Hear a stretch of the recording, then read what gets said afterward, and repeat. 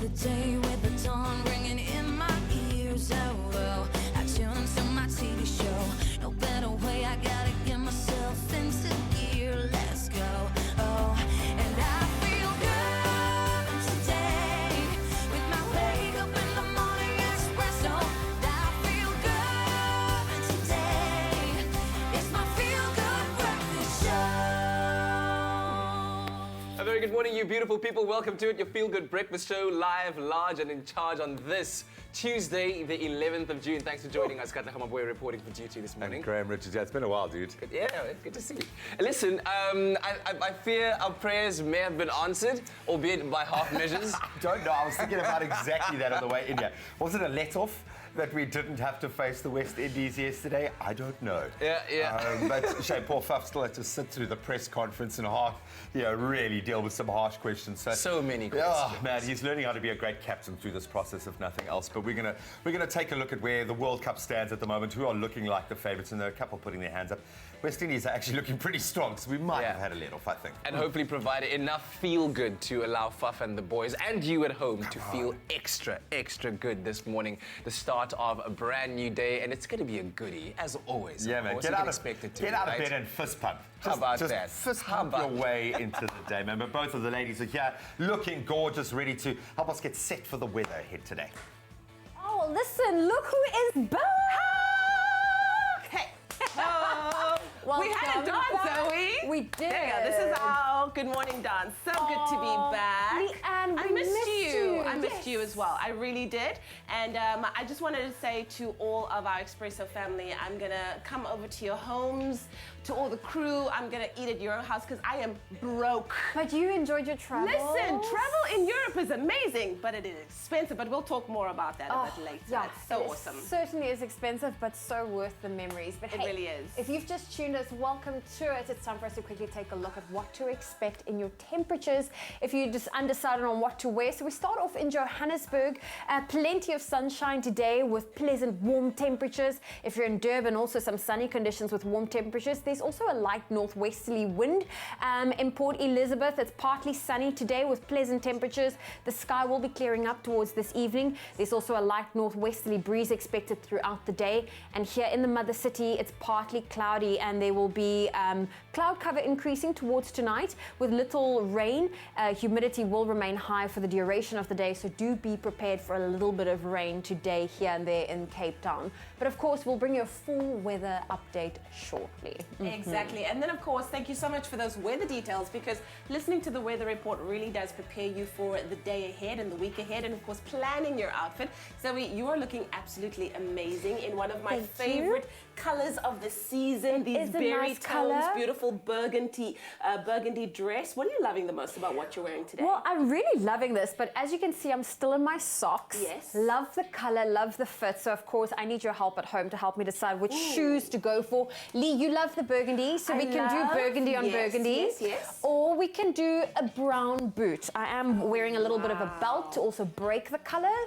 So we can have a lot of fun with both. I feel like that will really go well with the belt, but both of them are really, really stunning. Okay, well, it's your choice. So head on over to the Expresso Facebook page. Let us know what you think I should wear. Should I wear the brown boot? Should I wear the burgundy boot? It's completely up to you. And then, of course, then I can finish my look. Exactly. Well, let's go and find out what's cooking in the kitchen, because, of course, Zoe's outfit is really cooking here. Oh, is this Welcome to the kitchen, family. Good morning. Uncle Tabsy here on standby to hook you up with the best recipes to get your Tuesday going today on your Feel Good Breakfast Show. Now, yesterday, we introduced you to the concept of making some really delicious and exciting things using Evo. We made a really delicious Evo frittata. We continue on that trend because today we're going to be making the ultimate avocado baguette. Lots of bread, lots of Evo, really the perfect lunchtime snack or lunchtime meal. And the keyword for that is lunch. SMS lunch to 33728, and we'll send you an SMS with a link to the recipe. Doesn't end there. There's 2 more recipes to go. We're also making a salted caramel chocolate souffle, which is the perfect sweet combination. And the keyword for that is Sasko. SMS Sasko to 33728. And then, final stop in the kitchen today. We're taking it to a higher altitude. We're making a cheesy pull-apart pizza bread. Ooh, so yum. Perfect for those winter snacking evenings. And you can send that keyword, which is Clover, to 33728. 33728. That's Clover to 33728. We'll SMS you the link with the recipe for you to get making all of this in the kitchen at your house. So, of course, it's a Tuesday, which means you have the right to choose a Tuesday tune. We've got Signature SA in the house. We're going to connect with the lads, looking very dapper in this picture, showing the street cred. They are incredible vocalists, and you can see that by the selection of songs we have chosen for you to choose out of for our Tuesday tunes this morning. Some iconic, coming from an iconic singer. So first up, your choice is What I Do Best by Salome. This is Me from The Greatest Showman. I think that might just edge out, but I dare you delve into the classics. Listen to these two Salome tracks as well, just to make an educated and informed choice. Our third choice is I Don't Want to Know by Salome.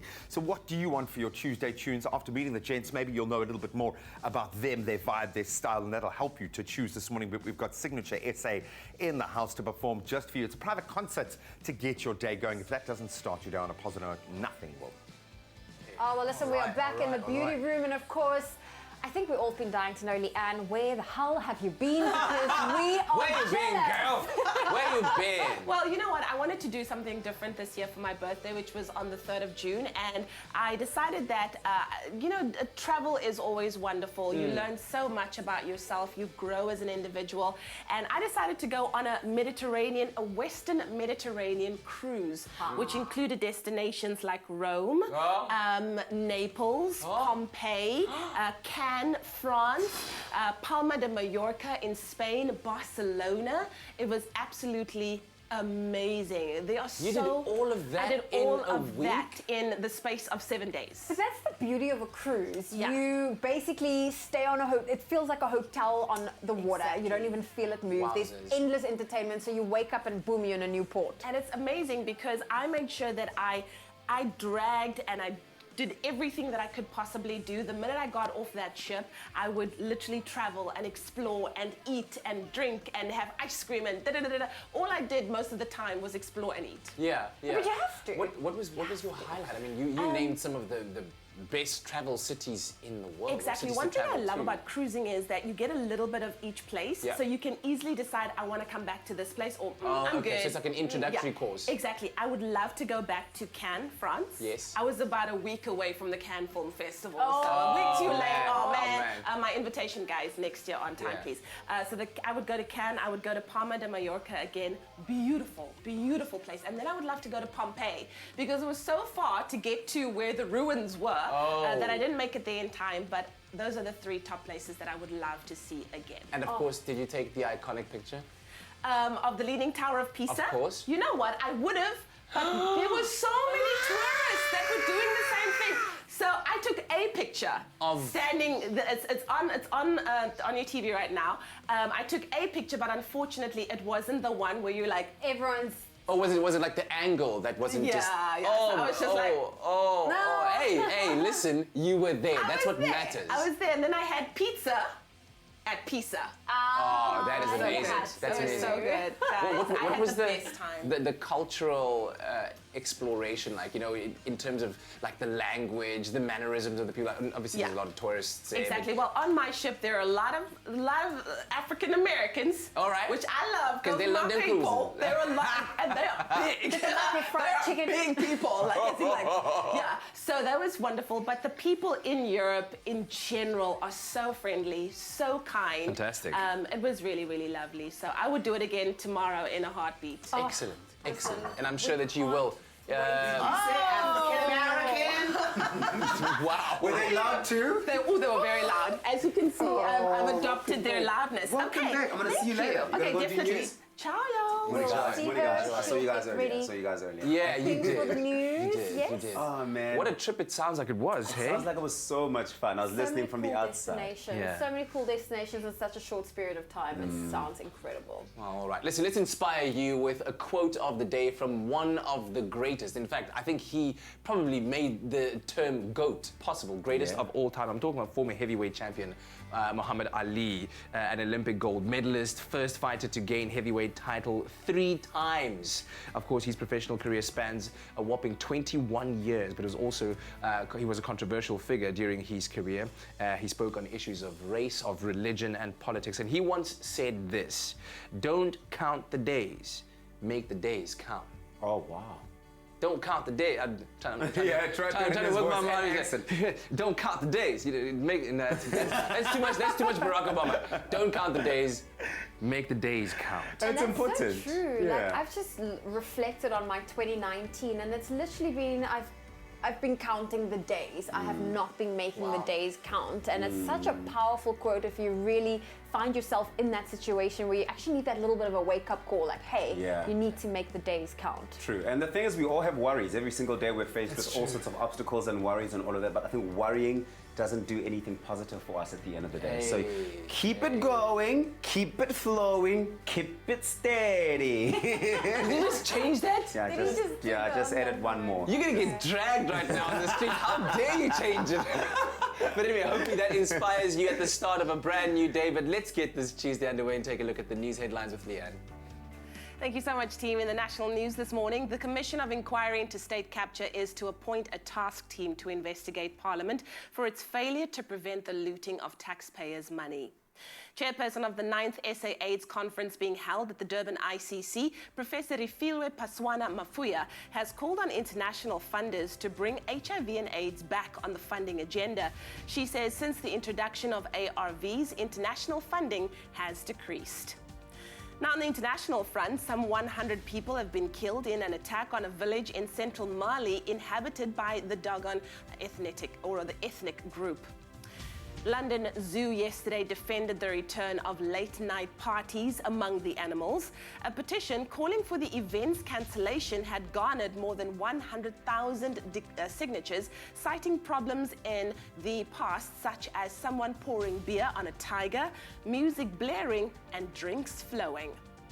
And finally, Cape Town firefighter Arlene Ware has become the first woman to fill a position at operations level in the city's fire service since its establishment in 1845. Appointed as the operations head for District West in the city, she has quite a few hot spots under her command, such as key stations which cover the Table Mountain Range, industrial areas, and the Cape Town train station. Ware, who is originally from Mitchell's Plain, joined the Fire and Rescue Service in 1996, giving up her desk job in the private sector to pursue her passion of serving others. Ware says it's been a long road, but she hoped her achievements would inspire other young women to become firefighters. What an inspirational way to start your morning. Let's take a look at what's happening in the world of sport. Here's Graham.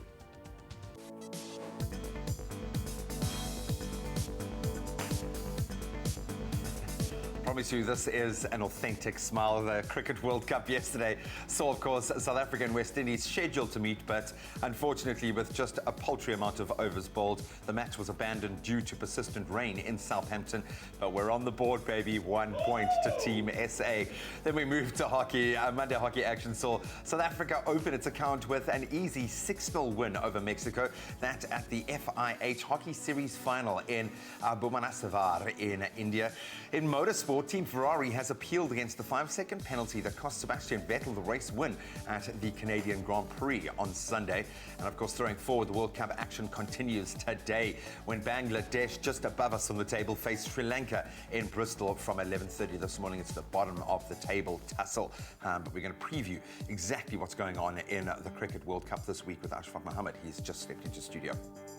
Thank you, Graham. Let's take a full look at your weather. But before we do that, let's say thank you very much to Titus Cornell. That's Cornell Titus, who sent us this beautiful sunrise picture from Kathu, the land of iron ore out in the Northern Cape.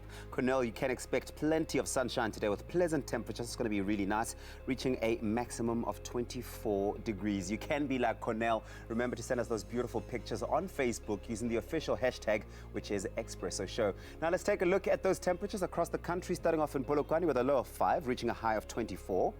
Mbombela coming through with the highest temperatures in the country, 8 your start and your maximum is 28. Pretoria 6 and 23. Johannesburg 5, reaching a max of 21. If you're out in Mahikeng, it's 5, reaching a max of 24. Klerksdorp 4 and 23. Kimberley, your low is 6 and your high 24. Bloemfontein coming through with the lowest temperatures in the country today, starting off at 0 and your maximum 21. Richards Bay 16 and 26. Pietermaritzburg, high humidity today, 9 as your low and your high is 26. Out in South Africa's playground, Durban 16 and 24. Mthatha with high humidity as well today, starting off at 7, reaching a max of 25. East London 16 and 25. Craddock 10, reaching a max of 24 with some northwesterly winds traveling at 20 kilometers per hour. Port Elizabeth 12 and 26. George 11 and 25, your max. Sutherland 5 and 18. Cape Town, Mother City 13, your low and your high is 17 with northwesterly winds 24 kilometers per hour traveling there. Worcester 9 and 24. Springbok with a really cold start to the morning today, 4 is your minimum and your maximum 24. And lastly, Uppington has a minimum of 8 and a maximum of 26. It's going to be a nice day, South Africa. Brace yourselves for the weather. That's your first comprehensive look, the next one in half an hour. Oh, well, we are back in the beauty room because, yes, it's up to you to decide which boot should I go for to complete my look for today. Do I go for the Woolies brown boot or do I go for the Woolies burgundy boot? That is the question. So number 1 represents burgundy, number 2 brown. And looking at these numbers, I see Lauren saying 1, Liesel saying 2, Vanita 1. Okay. Milani 1. Okay. Alexa 1. Oh. Janine says 2. Letitia 1. Okay. Shabana says 1. Okay. Monica says 2. So the social media team told me brown 1, but it seems like burgundy is leading. Really? Because a lot of 1s came through and 1 is burgundy. Okay, well then it would seem like burgundy is the winning That's color. the shoe. Woo! Thank Finally, you. the way we can get you dressed. Thank you. Walking around here barefoot on a winter's morning. Thank you so much, Expresso family. What would we do without you? We'd be a mess. We love it. We We would are be always the a most whole indecisive people when it comes to choosing our shoes. I love it. I feel like I want to wear the brown now just for enjoy. Oh, it will look nice on you. It will work. Have we been stuck in their wardrobe for like 20 minutes? For That's what it quite feels a like. decent. Well, deciding on boots is apparently very difficult. It is the season, man. But ladies, you both look gorgeous. Good choice, viewers. Well done. Says Princess actually paid me a compliment about my boots this morning. She quite liked Really? it. Right, Says Princess? Yes, Why do you like my boots? I like it. It's very nice. Yeah? Made Yes. for In walking. that And I thing. like that thing. Wow, eh? Wow, eh? Well, Says You Princess, give me you've so much always love. got that thing for me. So please, if you would mind passing me. I can't Oh, even. you check. You see, eh? A little bit of flattery goes a long way, clearly, eh? And I don't even get a compliment, a coffee, nothing, eh? Coffee's so Nothing. good, make you speak in Nothing, tongues. man. Oh, that's fine. Well, maybe I'll find some love in the cricket after the break. Oh, you can make my day.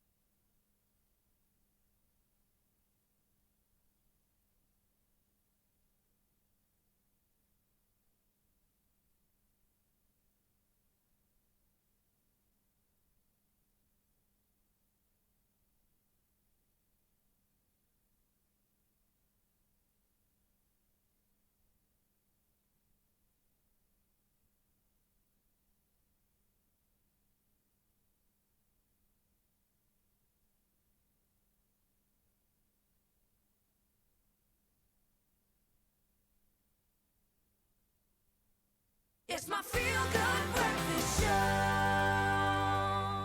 Welcome back. Thank you so much for joining us on this beautiful Tuesday morning. It is the 11th of the month, and we are pumped. Why? Because South Africa are on the world cricket scoreboard. 1 point, man, and we'll bank it. We will cash that point in. Yeah. Of course, that after our match against the West Indies was abandoned due to persistent rain throughout the day. There was just no way. You saw the amount, the buckets that they were brushing off that pitch. It wasn't going to happen. But the first few overs didn't paint a very positive picture.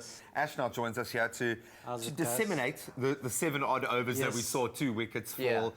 Hashim Amla being one that fell with. What is going on, dude? What is going on? You know, what made it worse is that they saw the other teams taking their time, India particularly, taking their time in the first 10 to 15 overs. Yeah. The ball's clearly moving around. Pitches are doing something, the ball's doing something. So you see at that initial period, once you settle, then you can cash in later on. Almost like the old style ODI cricket. Remember, first 20 overs, you just bat, then the last 10 overs, then you launch with your all-rounders. So that's sort of the strategy that most teams are adopting now. But South Africa still going the new age, going hard at the top and getting out. IPL style, hey? Yeah. Look, there was with style. Hashim's dismissal there was a bit of variable bounce. Cottrell, when he pitched it up, it was a bit of a almost doubly floating up. And then suddenly he bent his back with a bounce and they got Hashim. Aiden Markram also a similar one with a glove down the leg side. Also just having a swish at it instead of just stepping inside. No, you've got to be, look at there, just swishing away. You've got to be street smart, man. Especially a guy like Markram who has opened the batting. He should know how to handle the new ball. That's the thing. I was going to ask whether you think that there was any chance that we would have actually won the game given the first. Look, no, not on that evidence. It would have been a miracle again from Kunde de Kock and Faf du Plessis to bat most of the innings. Because the pressure on those two guys is unbelievable. They know that almost as if they get out, the team is out for 180. You know, almost no one else in the score. Maybe a 20 or 30 from one of the all-rounders. I just wanted to ask, what do you think is happening right now at the top of the order? Because there's not much happening. Firstly, because we've got the likes of we got the likes of England and their opening pair doing really well. India as a batting unit are looking really well. I mean, even Shakib Al Hasan scored a century against. Just applying themselves. What's going on? That's the difference. Applying themselves. The South Africans are going for the big shots almost every second ball. You can't do that. Not in England. I mean, that is one of the reasons why they picked Hashim Amla, because of his ability to score in England. He knows the conditions, knows what to do. At the moment, it's just not happening, you know. And not only him, it's not happening for Aiden Markram as well. Kunde de Kock, even though he scored some runs, he got himself out, you know. Faf even got himself out in the previous game. So what does it all mean? We break it down for us. We've got 1 point on the board. We are one above Afghanistan. We have nothing at the moment. And they're playing each other now, Saturday. So that's almost like at the moment for the wooden spoon. Exactly. But they have to win now. They've got 5 games left. They have to win every game to have any chance. You know, 5 wins and a no result, which they got 1 point for this game, could sneak them in, depending on other results. So we're at that stage now. And I suppose we can benefit from the fact, and when we look at the top there, New Zealand are always difficult because they're good tournament team. Yeah, they're a tournament team. They just seem to have the BMT and the balance to be able to, and their preparation clearly was really good. India now really look dominant. England, you've got to still give them the favourites patch, but Australia, even Pakistan can still be a cat amongst the pigeons there. Could we see a reality where they tussle at the top, they muddle each other up enough to give us a backdoor? That's probably going to be the way. Have you know? What are we hoping for? Other teams catching each other out, you know. Australia, Pakistan, big one this week. England, West Indies on Friday, I think, also a huge game. There's a really good one. West Indies also great to see them come to the party as well. And the quick bowlers, West Indies, almost like the old style. Old you know, intimidate you. Get in there. But the thing now that worries me is that not only do we need to win, but we need to make sure that we win with a consistently high net run rate against opposition. So now it's forcing us to think in terms of high scores, getting right in there from the beginning, getting stuck in there. So now we've got to basically do exactly what you we've said. Been doing. See, you were saying there about the bowling earlier, wickets. You know, it's almost like you don't mind the wickets now. You can score 350 also. As long you can also reach the 350 mark. So it's all about the batting, it seems like, in this World Cup. Because of the conditions, if you get a cold day like in Southampton and the ball's doing a bit, if you can survive that and get through it, then you can put up a decent score. Today's matchup, Tigers, Sri Lanka. You know, we had a news story earlier about them pouring beer on tigers in these zoo parties or whatever. Can Sri Lanka Das. Is it going to happen? I enjoy this Bangladesh team. Yeah, They're really competitive. They get stuck in, don't give the wickets away. Shakib Al Hassan, brilliant, world's best all-rounder. Yeah, for sure. On not only the rankings, he's proving it out on the field as well. So I back Bangladesh. In this. Really? Yeah. Wow, And they've got this as a team that's had continuity. They've played together through a number of very World Cups. experienced team as well. Yeah. Oh, Ash, thanks very much for bringing us the latest from the 2019 Cricket World Cup. Of course, I don't know, especially given the colour we're wearing this morning. One might think we're paying homage to the West Indies. But good luck to everyone playing out there. We'll bring you more results, of course, tomorrow. Good luck, everyone. Oh, man. Well, yeah, lots of action happening there by the land of cricket. I know nothing about it, but I'm really wise enough to know when it's time to take a bit of a break here on your Feel Good Breakfast Show. But listen, it's also Tuesday Tunes. That means you will have a chance today to choose for the type of song you want to be hearing from my musical guest. So do head over to our Facebook and our Twitter and choose which song you want to hear. We'll see you in a bit. Only you can make my day.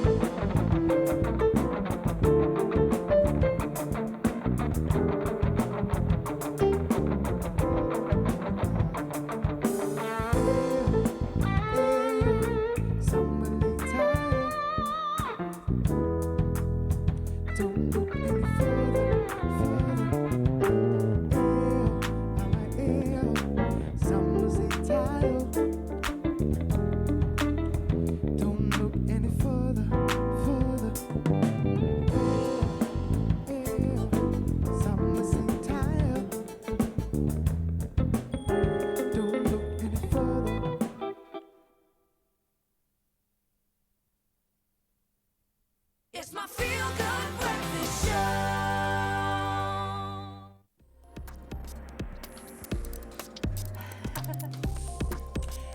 Welcome back to your Feel Good Breakfast Show. It's Expresso right here on SABC3, and time for us to catch up with what's happening in the world of technology, because we all know it's constantly changing, constantly just being insanely amazing. And Zoe and Tabiso have everything with regards to how the world of tech is changing our lives. That's right. And today is the official launch of the 2019 E3 convention in Los Angeles. Now, it's the biggest yearly gathering of video game fans where the latest tech and releases are unveiled. Now, over the weekend, Microsoft, they made a huge announcement rather, by unveiling their next generation Xbox console called Project Scarlet. Now, it's been revealed that the new console will be 4 times more powerful than their current top range model, the Xbox One X. It will also be able to output 8K graphics and frame rates of 120 frames per second. And one of the most annoying issues for gamers is that they have to deal with waiting around for the game to load. Now, Microsoft, they said that the new console will have a solid-state drive that will drastically reduce loading time compared to current technology, which will give developers the freedom to create much bigger and more immersive games. So very interesting for the gamers. That is absolutely impressive. Life is getting better for the gamers. Well, listen to this one. Orion streaming technology that has been revealed. So recently we took a look at Google's Stadia platform that will now allow you to stream high-quality games directly from your internet browser, right? Which means that you don't have to have a high-end computer to play. We spoke about it yesterday with Brian Smith. Now, video game company Bethesda, they've announced a new technology. It's called Orion that will make the service even more accessible. The problem with Stadia is that because it's a streaming platform and streaming games is that it uses the internet, right? You use an incredible amount of data and there can be latency issues which causes a delay in your experience sometimes. Now, Orion are making sure that they are going to be drastically reducing data usage and latency, which means that in the future you can enjoy playing premium games, all those high quality games, even when you have a slower internet connection and limited data. And we spoke about it yesterday. We said that you needed at least a 10 meg line, but for a more decent experience, a 20 meg line. I think this is going to change the game. Wow. Sure, excuse the pun. Yeah. Is it data or data? I always feel like I feel in South Africa it's data, in America it's data. so both works. Exactly. Also like potato. I mean, you can call it what you like. Yeah, honestly. same but different. Talking about gaming, it is Gaming Tuesday, so we need to get into what's happening in the world of gaming. And from what it looks like, Graham is in a whole nother world. Okay. So I think I'm safe. You set? You got this ready? I'm not going to swing a golf club in case I hit you. So I might have just given it away. I don't even know where I'm looking. Well, actually, I'm looking at a beautiful fairway. But we're about to play golf. And this title is Everybody's Golf. And me being spectacularly bad at golf, let's find out if this really is Everybody's Golf. Gareth Woods being my golfing pro for the day. So, dude, I'm loving the environment. I actually feel quite free. There's even a pylon up there. Are you seeing what I'm seeing? Yeah, we're seeing exactly what we're seeing. We're seeing your caddy. We're seeing the shot you're about to take. So, dude, what's the vibe here before I just show people how not to play this game? What's the drive behind this? Cool. So it's golf. It's everybody's golf. So it's meant to be as user-friendly as possible. As you guys didn't see beforehand, we were on the driving range a little bit before, kind of getting our swing ready on a couple of, I think it was a 3-wood. We're now on a par 3. There's a little bit of a water hazard we've got to clear, and Graham takes a couple of practice shots. I don't think that would have made it past the thing. Yeah, I think you have to pay when you take a divot out of the grass, though. So let's try not to do that. Yeah, just keep it light. But yeah, so you can take a couple of practice swings, and when you're ready, you just hit that center button, and it will address you and get you ready to take the first shot. So there we go. We are ready. See how we do with that first swing. Silence on the greenie run. That's obviously still a practice swing. Loosen up. It actually feels very much like normal golf does, believe it or not.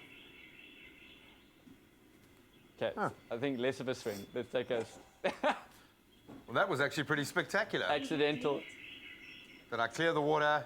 I think you did, yes, and on the green even. And on the green, that's not bad. Nicely played. Thank you. Accidental. I'll take it, Brew. I'll take that. Let's see how your putt game is. So hit that middle button. All right, so let's take it onto the green. Wow. Okay. So now you're going to have to putt. Can I walk closer? There's nothing in front of me, eh? Yeah, you're going to have to lean down a little bit, as you can see. There you go. Okay. You can see the angle of the putter. Okay. There you go. And when you're There's ready... the hole, first of all. Oh, that's... Woo. Slight downhill, is your caddy saying. Okay. Okay. Give it a go. Yeah, once you're ready. Easy. Just have another... So hit the center button when you're ready. Okay. You can do this.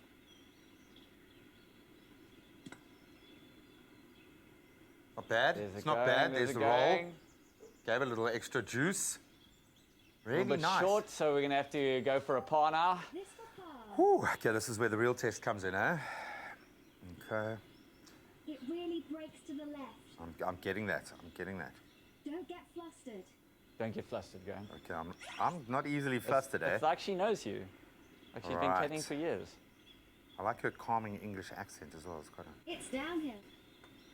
Okay, that was... Oh, too I much did get a pressure. bit It's the flustered, pressure eh? of live TV. But I get It flustered really- a little bit there. It really... Very cool, man. So now I'm going to... Oh, it's a gimme. Mulligan. Yeah. Thank you. There you Thank go. you.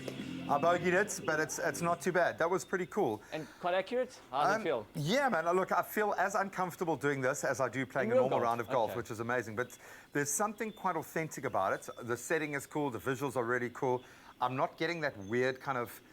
I mean, VR has come such a long way. To put yourself in this kind of environment and for it to feel natural and comfortable is really, really cool. Who is this for? Is it for golfing enthusiasts? Will someone who is really good at golf get that kind of same enjoyment out of it, do you think? Yeah, I think if you're going for an authentic experience that's, you know, as close as you can to the real thing, this is pretty close. You know, where it's so kind of technically focused that you know, you have to worry about how the wind rolls and all that sort of stuff.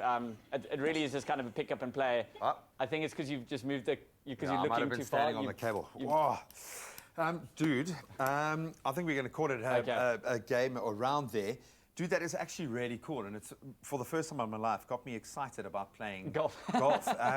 How did you take to it? Well, Can you play a game of golf? Yeah, you see, man? I'm terrible at golf, but I learned to swear playing golf, and so for the sake of everyone else, I don't play much golf. But it certainly is the kind of game where, you know, you can get the experience of playing golf without having to hit the greens. Yeah, as our funky backing track comes back into focus. I dig it, man. I mean, it takes a lot to get me enthused about playing golf, but I can get how this would really satisfy someone who can actually play golf. Yeah, and I think for people who don't play golf, it's an excuse to get on the green without having to leave the comfort of your home. Yeah, and walk a million miles, but it is quite unforgiving, I think, or quite forgiving in some spaces. So I think it'll take me a while to come to terms with it, but really, really cool way of embracing golf. To be fair, you man. played for what, 2 minutes, and you're already getting a 1 over par. Yeah, I know. Look, and one of my accidental shots was pretty good. Dude, I absolutely love it. And again, just proving how cool VR can be with the right kind of platform, right game. But everybody's golf clearly is for everybody. Nice one, dude. You want to give it a go? Yeah. Hey, check it out. Look who we're hanging out with this morning. Riyad Musa's in the building!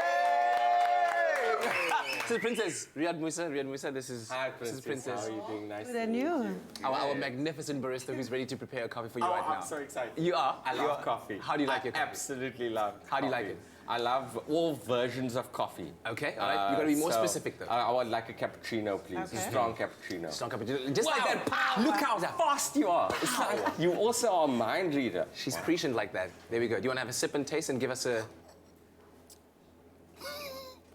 It's a very careful sip. Yes, yes. It's amazing because, you know, like we're fasting now, right? Yes, of course. So I did an unusual type of fast where I didn't eat in the morning. Okay. So I would only eat at night. All right, yeah. Right? Why? Yeah, I was trying to lose even more weight than You're kidding me. Yes, okay. But I couldn't say no to coffee. I could not say no. So I would wake up in the morning and have a kind of... It's so enjoyable. We gotta talk more about that, but we'll do that after the break because I'm still understanding. Wait, what are you trying to lose here, Riyad Musa? Yeah. Okay, listen, we're gonna take a quick break. When we come back, Riyad Musa's in the building. We'll be chatting to him about his latest show, what he's been doing, all the things that are keeping him busy, including being a very cool dad as well. And as you can see, Sis Princess is extremely excited right now to see Riyad Musa sipping on her coffee, loving it. Enjoy a moment in between with McCafe. See you after the break.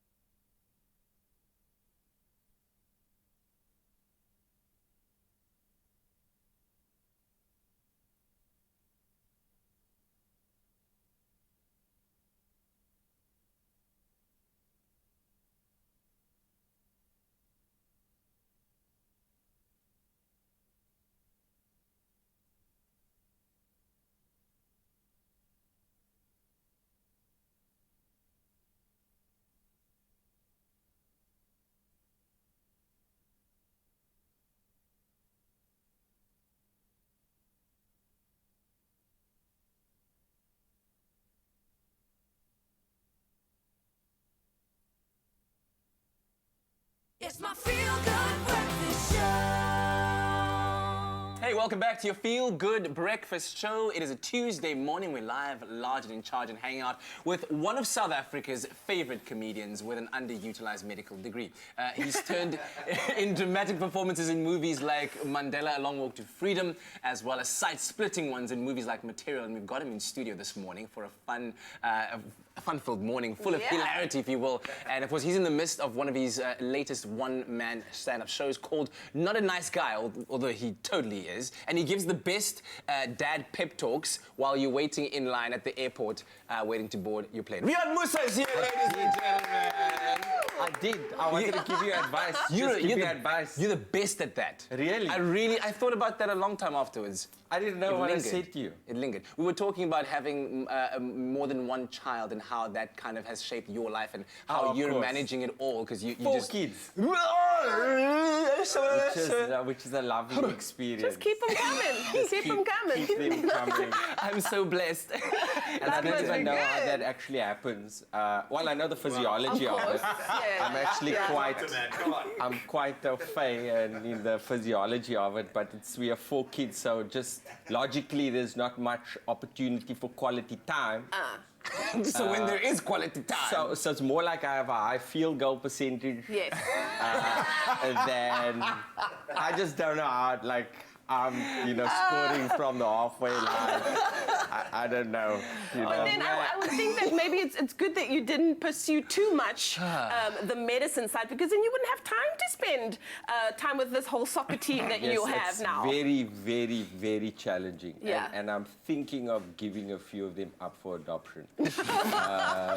Actually, not even adoption, just random people Just on the street. Would you like this? I'll be putting them on Instagram and people actually like that. Oh, it's adorable. I'm like, would you like to keep her? No, I would never do that. My kids are my purpose and my meaning. We love our kids. Well, I will love them when I have them one day. I'll love everybody's kids for now. But for anybody who's now just jumping onto the Riyad Musa train, where have you been? But don't you just want to let us know again, why is it that you decided to leave the illustrious career of being a doctor and move into comedy? I didn't plan to do it. Did it just sort of during university. It was like just post 94. Yeah. And all of a sudden. Whoa, that Riyad Musa. Michael Moore. That's before the sun came into. Is that you? That's me and Michael. Me with my rugged look. Not bad, eh? Doctor's looking good. Yes, no doctors are filter. fine. But you're saying post 94? Yeah, so post 94 we were just hanging around, and that's when I met all the guys that ended up being part of the Pure Munati show. Kagiso Lediga, David Cow, even Joey Razdeen a bit later on. We start performing stand-up together. Yeah. And so I would be a medical student and I would do stand-up at the same time, finish my degree, and eventually I went to Johannesburg, and then I started doing more professional shows. And I followed the path of least resistance, and I find myself in comedy. And so there was no dramatic moment where I confronted my parents like, Mom, Dad, I just want to be funny. I just want to follow my dream. No, it was nothing like that. It was purely a slow thing. I would work as a doctor during the day at Natalspruit Hospital, and at night drive through to a comedy venue in Melville and do stand-up comedy, and then drive back home to Tokoza and sometimes wake up behind the wheel. Maybe this is not a good idea, what I'm doing here.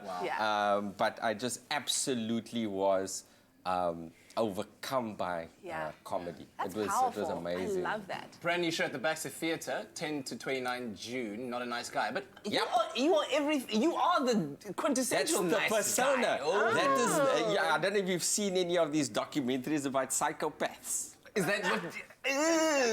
I'm not saying that is what the truth is, but it's about sort of the internal fight between what you think is good. Sorry, I just love coffee. Since Princess, you did the things. The pots are done. And so that's the sort of the deeper theme, but the rest of it is just me talking about how I negotiate family life and working and spending time with my wife and all the issues and the fun that we have with the kids and all of that. Have you dabbled in modeling? Just a quick side question. No, because I'm very bad. That picture says no. We have Please to explain that. Okay, I know, That is me not enjoying the modeling. the photographer is shoot. telling you the camera loves you. No, you guys can't skip that picture. Go back to it. He says, "Oh, the camera's loving you," and I'm like, "What happened?" I would like to commit, you know, I like to stab the microphone through my sternum. Well, Go ahead, please. Do not mess Riyad Musa's latest one-man stand-up comedy show, Not a Nice Guy, which is currently at Cape Town's Baxter Theatre until the 29th of June. Tickets range from 120 to 150 Rand and can be found at webtickets.co.za. Oh, well, listen, it's all fun and games on your Feel Good Breakfast show. And we have Craig Jordan from Signature SA joining us in studio. And of course, you know what's coming up after the break? That's right, your birthdays, we celebrate them. Hopefully you've been sending us those beautiful WhatsApp videos on our WhatsApp line. If not, you've emailed us, birthdays@cardova.tv. We always love to celebrate with you, but we do it in style sometimes, and we do it with a bit of song, right? So can we get a sneak peek of a happy birthday song?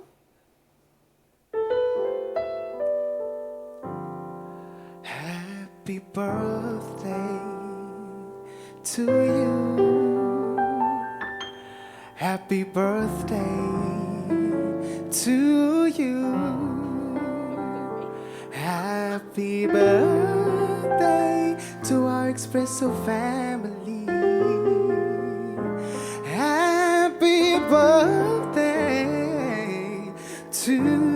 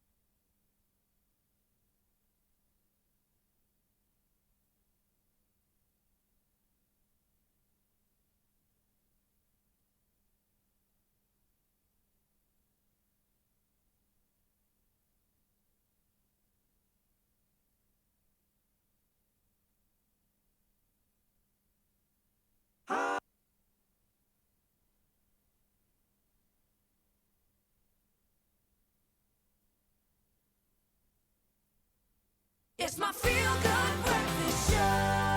Happy birthday, a very happy birthday to you. Ah, feel it in your bones. Time to celebrate those birthdays. We've got a ton to get through. Let's jump right in. If it is your birthday today, hope you're feeling special. Let's see if we can add a little sprinkle, some sparkles to that day. A little sparkle to that day. Well, kicking off the birthday wishes all the way in the Northwest Province. This is from Gigi from Lichtenburg in the Northwest. Sent us this video wishing everyone a happy birthday. Yenzani. Shibadu-badu, shibadu-badu, shibadu-badu. Ah, happy birthday to you. That's harmony. That is a...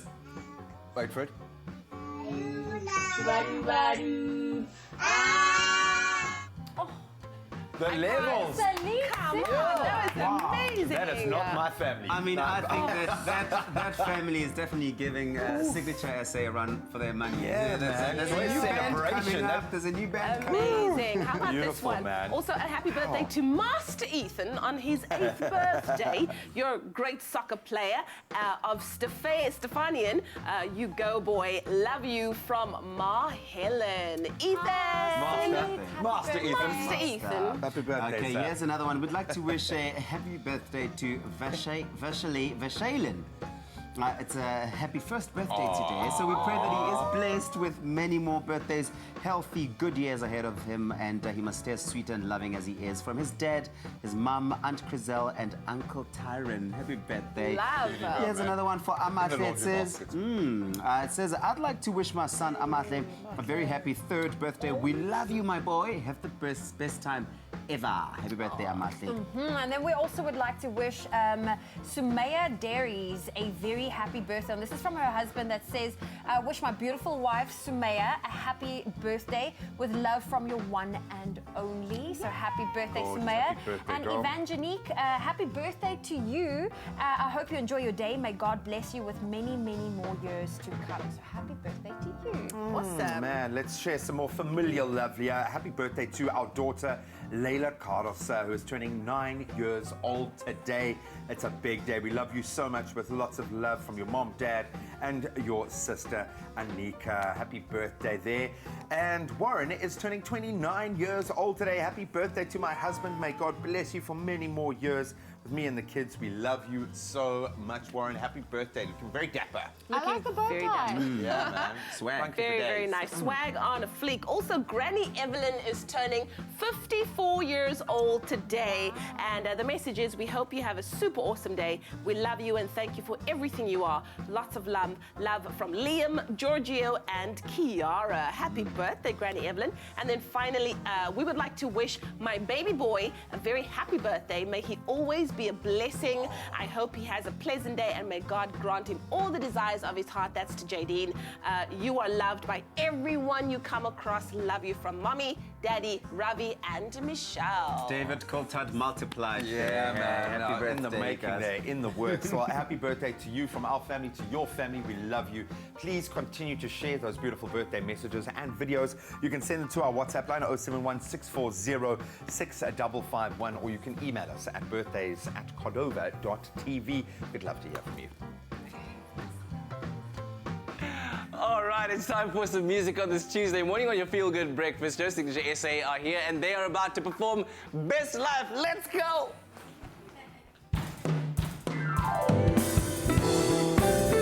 Good morning, SA. How are you doing today? Are you living your best life? We are living our best life. Hey!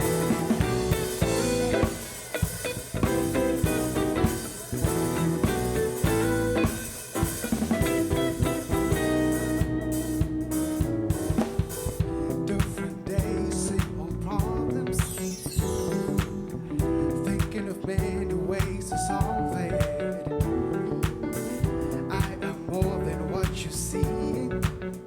I'll give you a brand new me, something I never thought I'd be. Hey, this became a fascination, living out my imagination. Yes, I'm smiling, no more crying. I'll give you a brand new me, something I never thought I'd be.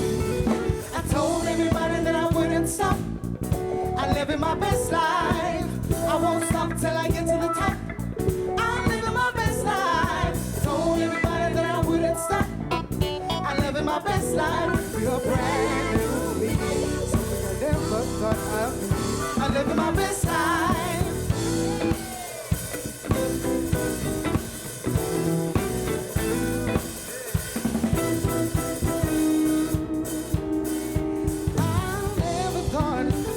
Work out this way. It finally means no more hiding. I did my best, no more thinking less. I give you a brand new me, something I never thought I'd be. I told everybody that I wouldn't stop. I'm living my best life. I won't stop till I get to the top. I'm living my best life. I told everybody that I wouldn't stop. Living my best life, living a brand new me, something I never thought I'd be. So many people try to keep me lying, but I'm gonna live my life the way I want. So goodbye to the old me.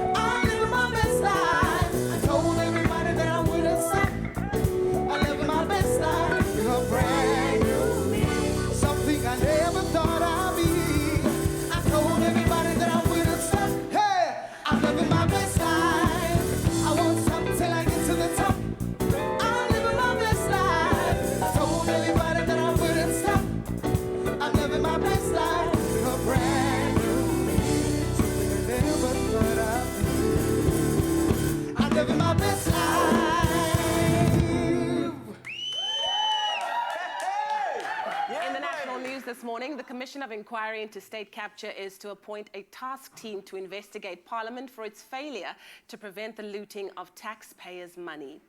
Chairperson of the 9th SA AIDS Conference being held at the Durban ICC, Professor Refilwe Paswana Mafuya, has called on international funders to bring HIV and AIDS back on the funding agenda. She says since the introduction of ARVs, international funding has decreased.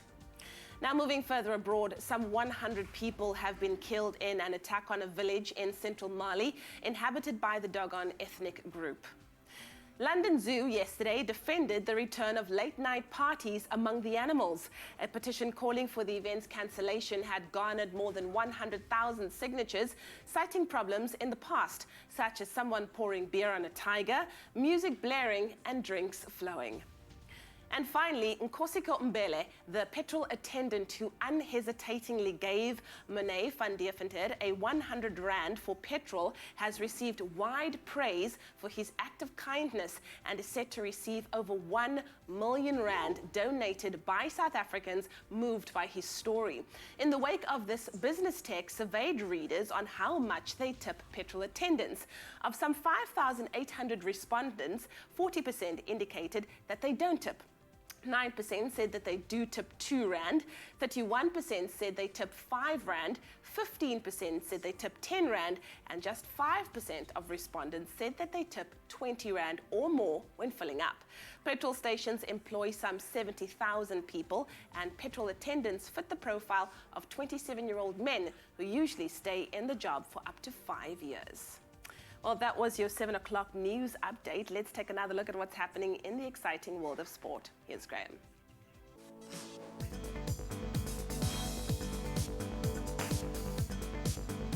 Well, we were hoping for some excitement in the Cricket World Cup yesterday, but sadly the match between South Africa and the West Indies ended with no result, as the match was abandoned due to persistent rain in Southampton yesterday.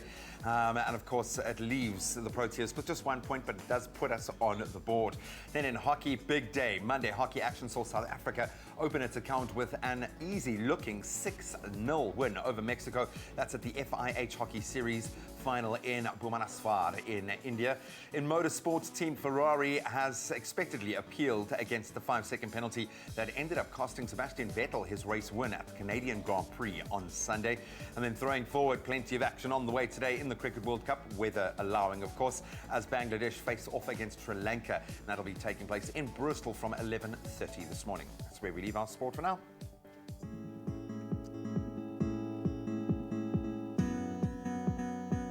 Thank you, G. Let's take a first look at your roads this morning, starting off in the Western Cape out in Milnerton. There has been an accident on the N7 southbound. That's before Fort Trekker Road. It's causing delays over there, so please do approach with caution. Still in the Western Cape, in Sanctuary City, on the N1 inbound, there is a stationary vehicle that's before the Wingfield interchange obstructing the ramp lane. Delays can be expected over there. And off to the train lines, there is an extended travel time of 15 to 20 minutes. That's on the Cape Flats line. This is due to sets out of service and a defective track circuit happening there, as well as overhead electrical problems between Koeberg Road and Salt River. That's where we leave it for now. The next report will be in just a little bit over half an hour. Here is Zoe with the weather. Thank you, Tabiso. And of course, we also have those beautiful sunrise photos we'd love to look at. Thank you to Leon Venter, who sent us this amazing sunrise. It's from Sea Park in KZN, where today you can expect sunny conditions, also warm temperatures and a maximum of 23 degrees Celsius. But let's look at the rest of the temperatures, starting off in Polokwane. Your low for today, it is 5, your high 24. The warmest place in South Africa today is Mbombela with a high of 28. If you're in Pretoria, sunny with a high of 23. Pretoria 5 reaching a high of 21. Mahikeng 524, Cloudthorpe 423, Kimberley 6 reaching a high of 24. The coldest place in South Africa for today is Bloemfontein, starting off with 0, but your high is 21 degrees Celsius. Sunny conditions for Richards Bay 16 reaching a high of 26. High humidity in Pietermaritzburg 9 reaching a high of 26. Sunny conditions in Durban with a high of 24. High humidity from Mthatha today 7 reaching a high of 25. Partly cloudy conditions in East London with a high of 25. Northwesterly winds can be expected in Cradock with a high of 24. Port Elizabeth, your low for today is 12, your high 26. Partly cloudy conditions in George, 11 with a high of 25. It's sunny in Sutherland, 5 reaching a high of 18. Cape Town, a low of 13 with a high of 17, as well as a northwesterly wind of about 24 kilometers an hour. Worcester, 9 reaching a high of 23. A cold start for Springbok with a low of 4 and a high of 24. Uppington, your low for today is 8 and your high is 26 degrees Celsius. And if you have a beautiful sunrise photo you'd love to share with us, you can always do so on the Expresso Facebook page.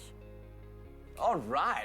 It's that time of the morning. It's time to dip a Oma, and we are all guilty of indulging in 1 too many or 3 too many of our favorite Oma rusks, especially during winter. But we've come to realize that everyone has their favorite time to dip a Oma. Some love it in the morning, some love it at work, some love it at 3 p.m. as a pick-me-up. You know, others love it just as a late-night snack. And this morning, we're joined by the talented and very hilarious and very fatherly-like Riyad Musa. Time to find out when and how he likes to dip his Oma. What? I just know it's funny, that's all. Can I do it now? What? No, wait, first, can we just talk? Can we just talk? To me. Come, you want me. You want me. Is that the Oma Ras voice? I don't know. You want me. It's what? You want me. Okay. Depend on where the Oma is from. I don't know. Like, what would... I think it could work. When is your favorite time to indulge in an Oma rusk? And what kind of drink do you like dipping your Oma in? Do you like tea? Coffee. Do you like coffee? coffee? I already told you. Don't even mention these imposters. Right? Like other things. No. Just a coffee, a cappuccino, any variant of coffee. Yeah. And you said you like the original flavor. That's your the original Oma. But they've got chocolate chip. Now. So you can actually try one of those. But because I think it needs to, I don't want this additive, you know, because I really associate the Oma with the thing. So it's like, for me, it's like, you know, chocolate. You should try it. You love it in its Omas, purest you know, form. it's like, I just imagine in the Oma little no, but you must you try before everywhere. You know. But that's quite weird because now I'm realizing, saying that out loud, that, you know, I would like to eat the actual... like a Oma, which is weird. That is very weird. That's very strange. But so, you edit that out. Good thing we're not live. But wait, when is your favorite time to dip a Oma? It's probably, you know, later on at night. Yeah. You know, that's the time I would After like dinner? To. I very often in a hotel, right, when I'm doing a gig, and then there's no kids around, and like all of a sudden I don't know what to do.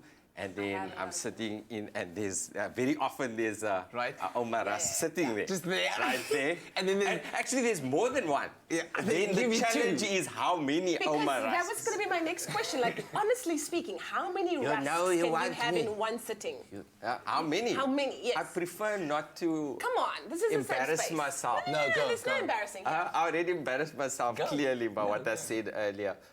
You know, just not too much. Maybe 1, 2, or like 10. Okay, somewhere in between there. Yeah. Between 1, 2, and 10. You know, because your inhibitions go down at night. Yeah. You know, and you know, and plus sometimes... they're just so tasty. Yes, they You know, are. it's just like... Yeah, they melt. Yeah. All right, so we want to see what kind of dip you are going to do. Do you have a very special dip? A dip? Yeah. Like, how do I dip? Yes. You're going to judge my dipping technique.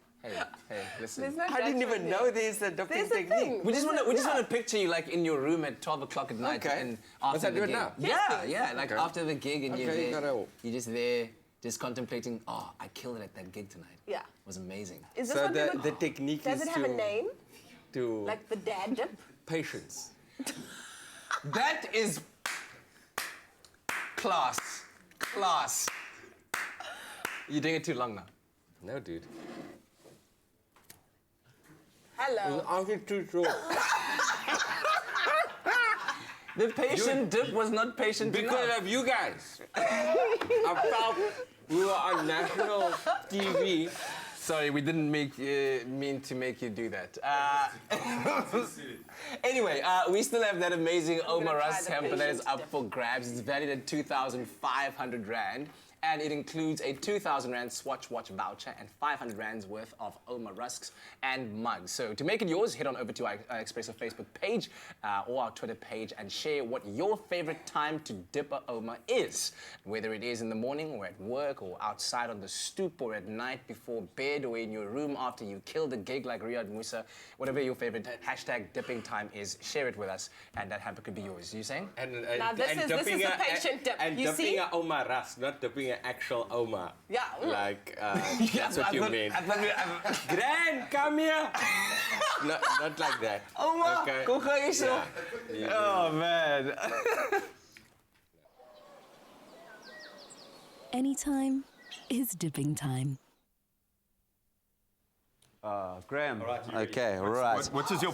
Which I just nicked your rusks. I'm sorry, guys. Mine is actually tricky. This is my favorite time of the year. Honestly, guys, dipping time is my favorite time of the year. Okay. But the thing is that I do this with no one watching. It always has to be in my bedroom. So must I look away, If or anyone- I don't? No, I'll show you how I it saw you goes. trying to dip Zoe earlier. That was Yeah, spectacular. that's not how I dip my Oma as well, I promise.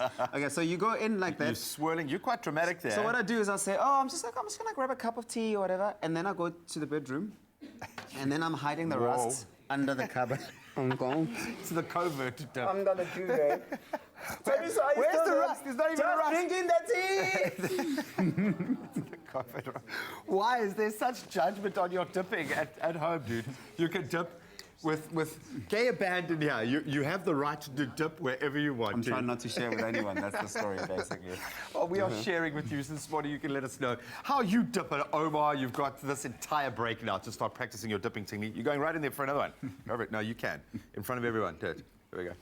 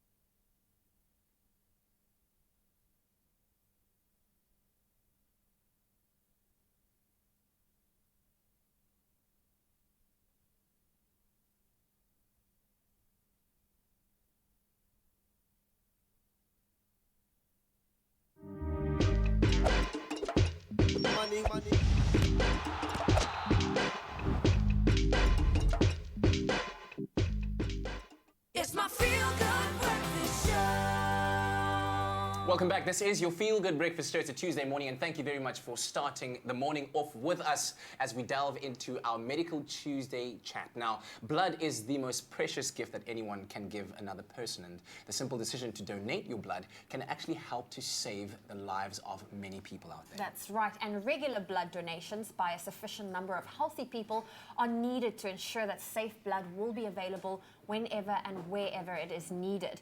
And here to help us understand the process of donating blood and why we should all be donating, please welcome from the Western Cape Blood Services, we have Michelle Vermeulen and Head Medical Sister Kim Strutt with us in studio. Good morning, ladies. Morning. Oh, a very important topic, and I think a very necessary one, and I think it's also very important for people to understand exactly what it is when we talk about blood donation. So can we start off with the basics? Exactly what is the process of donating blood? Okay, so the process is very simple. We look for voluntary blood donors. They come to one of our clinics. They fill in a questionnaire which details safe lifestyle, health issues. They have a mini check. They get interviewed by a sister. She does their blood pressure, goes through the questionnaire, checks out if everything's okay, if there are any medications that need to be discussed, etc. And then if all that's fine, they go ahead and do a simple blood donation. It takes about 30 minutes and that's it. Yeah. So many 30 minutes in donation, but there's a lot of paperwork involved and a lot of checking. Why is that? Okay, because obviously we need to supply safe blood. Yes. So that questionnaire is our first sort of line of defense, if you could put it that way, to make sure that part of the criteria. So we have to make sure that the blood supply is going to be safe. So that's why there are all those questions, and sometimes you can't donate and yeah. Yeah, so that's to make sure that everyone in the process is kept safe. Yes. The person As receiving safe as blood. we can, yeah. Absolutely. So how much blood at the end of the day do you take from one donor, and how often are they allowed to go and donate? Yeah, so you donate 450 mils of blood, which is just under half a litre. You can donate every 2 months, okay, because you need to give your body time to replace the red blood cells that you donate. And so that takes a little bit of time. So Oopsie. a lovely fly like that. We didn't bring it with us.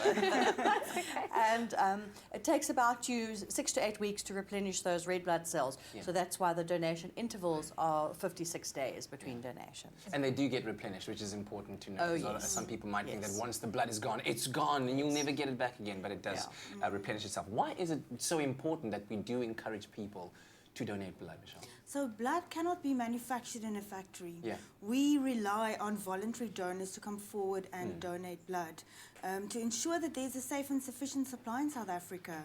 I think as well, if we touch on, this month is National Blood Donor Month, and the 14th marks World Blood Donor Day, and the theme for World Blood Donor Day is safe blood for all. So that also highlights that fact that we do need people to come forward, all eligible donors to come and donate. A fact in the Western Cape is we're around about 6 million people who live here, and 75% of the population will need blood or blood products in their lifetime. However, only 1.5% of the population donates blood. Those are some scary statistics if you listen to it. Absolutely scary. Yeah, because I mean, the thing is, you never know when you might be the person who needs that blood donation and what might happen to you, because it could be any eventuality and any change in your life that requires that. But thank you very much for joining us. We're going to keep you here for a little while longer. We have many, many questions to ask, and hopefully you are engaging with us in this conversation. You can do so on our social media page, on our Facebook page. Hit us up with a comment, and we'd love to hear from you as we look at this National Blood Donor Month.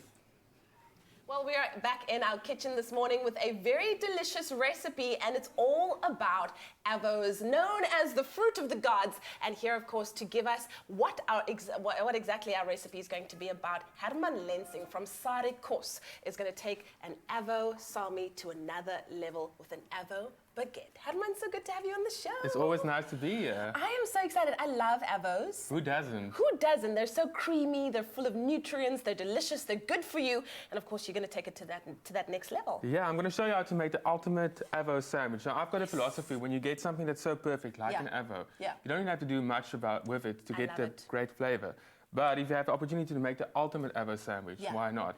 So I'm going to put like beautiful dried figs, some smoked chicken, microbes just for that fancy, some cheese and some cream cheese. And Wow, all that you beautiful really other are stuff. upgrading an Avo Sami, hey? Why wouldn't you want to? Let's go for So it. let's start. So Yeah. buy good quality bread. If you buy bread that's like from a home bakery or like an artisanal sourdough bread, you're going to have a good base. So just simply slice in half. And then we're going to start with some cream cheese. You can buy any one. This one is flavored with some chives. Nice. But like, give your verbeelding, you know, Afrikaans. So give verbeelding, vrije deels. There we go. While you're busy lathering up that baguette with the cream cheese, the keyword is lunch. SMS that to 33728. We will gladly send you the ingredients list and the link to this recipe, and you could be making this yourself. I love that Herman is not shy. Yeah, we put a lot on. Cream cheese is about this thick. We're here for that. I love it. We want to enjoy the best of this. Yes. So to add more cheese to this, I'm going to take some beautiful, this is a goat's cheese, I think.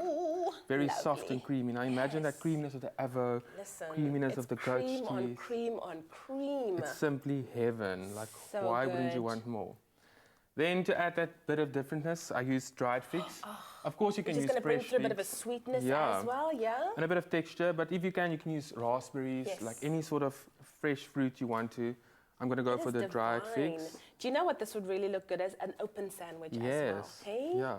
That moment when you walk into the room and your friends go, oh, why didn't I not think of that? Exactly. We like them to gossip about us, especially in the kitchen. And you know they will. Yeah. I love Okay. Time for our Avo. Our pièce de résistance. Yeah, beautiful creamy Avo. Yes. Just remove the pip. Simple. Oh, is that how you do it? Yeah, simple Look at twist you. and out, no struggles.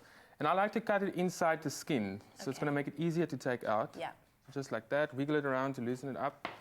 And just going to take a spatula and get all that creamy, beautiful Avo, and just put it on your baguette. This is so wonderful. And I love avos. They're so rich in vitamin C. Its Yeah. benefits are numerous, ranging from the common cold prevention to protecting the body from stressful situations. And they're delicious. And they make you happy, so I'm sure it's good for your happiness Avos, index they as make well. you happy. They Yeah. certainly do. Okay, so Avo, and then time for some smoked chicken. Then again, of Little course, you bit can of use protein. bacon, you can use beautiful pancetta, any sort of meat. If you want to go the vegan route, you can simply leave it out. This is a hunger buster right Yeah. there. It's like a fancy sandwich. We love it. We love fancy sandwiches. Salt and pepper, very important. Obviously, you want to bring that flavor of the Avo. Flavor. Some black pepper. And then we're going to put some Avo oil. Of course. Just to make it more delicious and obviously a bit more healthy. Nice. All that fats.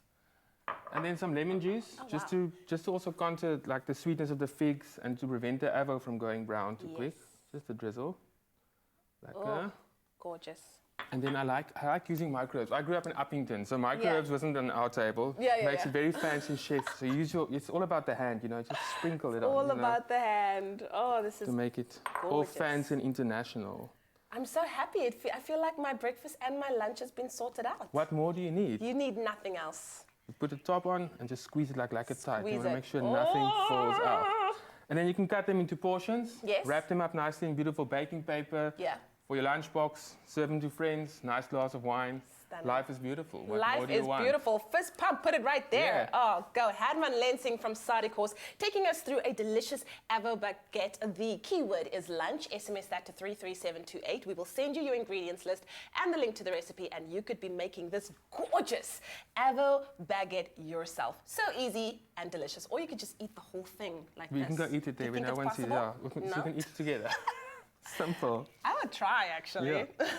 I would love to see We're that. back again at the round table. It's Medical Tuesday chat time, and we're joined this morning by Western Cape Blood Services Michelle Vermeulen and Head Medical Sister Kim Strutt to educate us a bit more about blood donation, why it is so important, how to get it done, what you need to know, especially as we observe this National Blood Donor Month. Now, I was asking during the break while we were chatting, what seems to be the problem? You stated that in the Western Cape, we have about 6 million people living here, but only 1% of them are registered as blood donors. Why that massive discrepancy? I think there's a few myths as well about blood donation.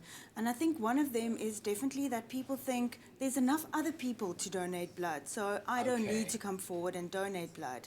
I think there's also a real fear. I think we've heard this, people do have a fear of needles as well.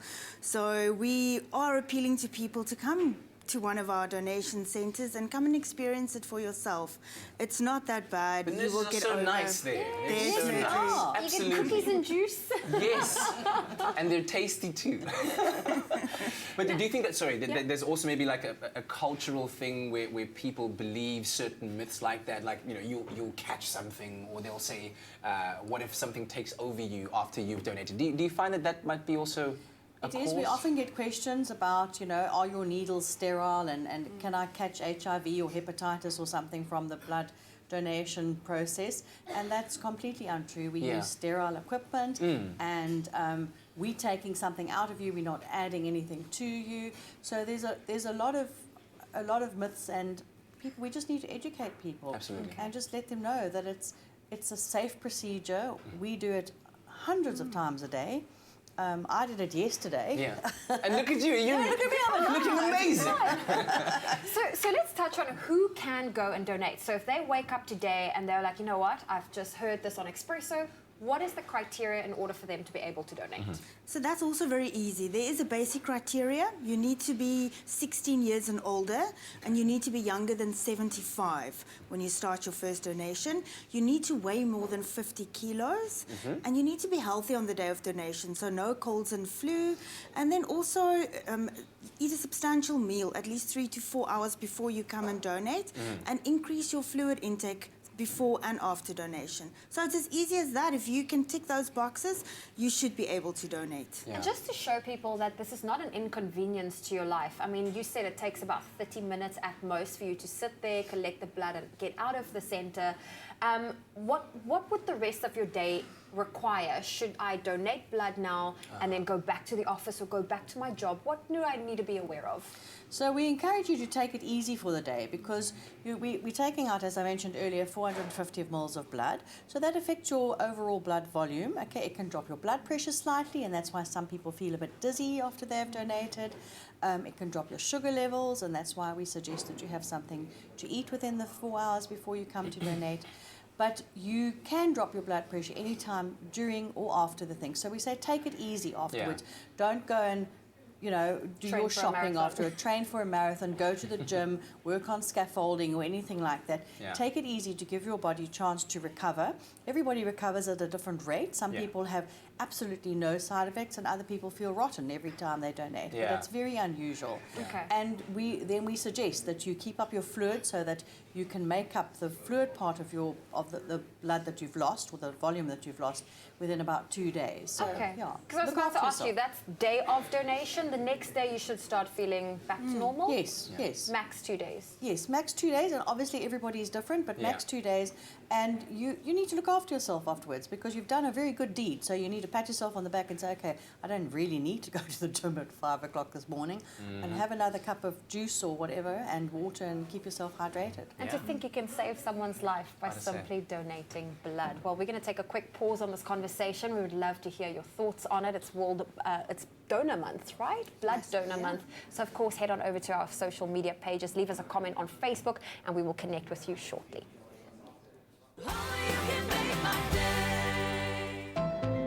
Cadbury Dairy Milk shines the light on the generosity that lives inside each and every one of us. So we encourage all South Africans to bring your old toys to any of their pop-up little generosity shops and receive a slab of Cadbury Dairy Milk chocolate on us. Get to those shopping centres on these dates, May through August, and let's inspire a little more Cadbury goodness in the world.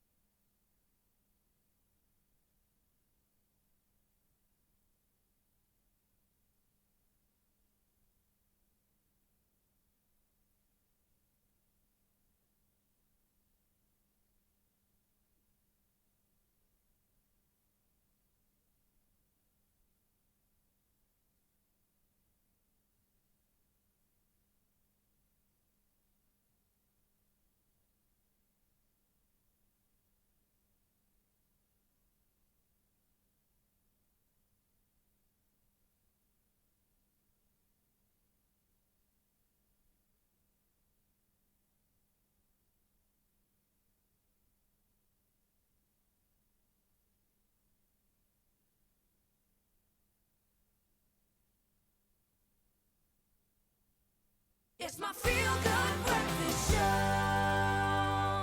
Well, welcome back to your Feel Good Breakfast Show. You're just in time as we continue our health chat. It's National Blood Donor Month, and we are joined by the Western Cape Blood Services, Michelle Vermeulen, as well as head sister Kim Strutt with us in studio today. And we've been having a very interesting chat. In terms of statistics, here in the Western Cape, 6 million people that stays here, only 1% is registered to donate. And Michelle, on a daily basis, how much blood do you guys need? So we need, in the Western Cape, we need 700 units of blood to ensure that there's a safe and sufficient blood supply. So that is quite a tall order, and we work tirelessly to ensure that we get that amount of units in on a daily basis. Yeah, and that is an actual need in order to keep safe. And maybe tell us about the kinds of scenarios in which, everyday life, especially in your line of work, where you would need blood. Because I think a lot of people think, it's for people that have, it's maybe been in a car accident, there might have been a lot of bleeding, so there's blood needed there. Maybe victims of crime. But there's more situations than that where blood is needed. Definitely. I think that is also one of people always kind of associate blood donation during peak holiday seasons, such as Easter and during December holidays. But we need blood every day. We need it for everyday surgeries. We need it for trauma victims. We need it for during childbirth, that there might be blood loss that we need it for. We need to treat illnesses such as leukemia or sickle cell anemia. So really, we need people to help us to ensure that there is safe and sufficient blood on a daily basis. And you mentioned you need 700 units a day in the Western Cape alone. How long does that blood supply last you? So we always aim for a blood supply of 5 days. And actually, as of yesterday, if I looked at our stocks, we had 3 days blood supply, which also then shows us that we are going into the winter months. Yeah. People are starting, our regular donors are suffering from colds and flus.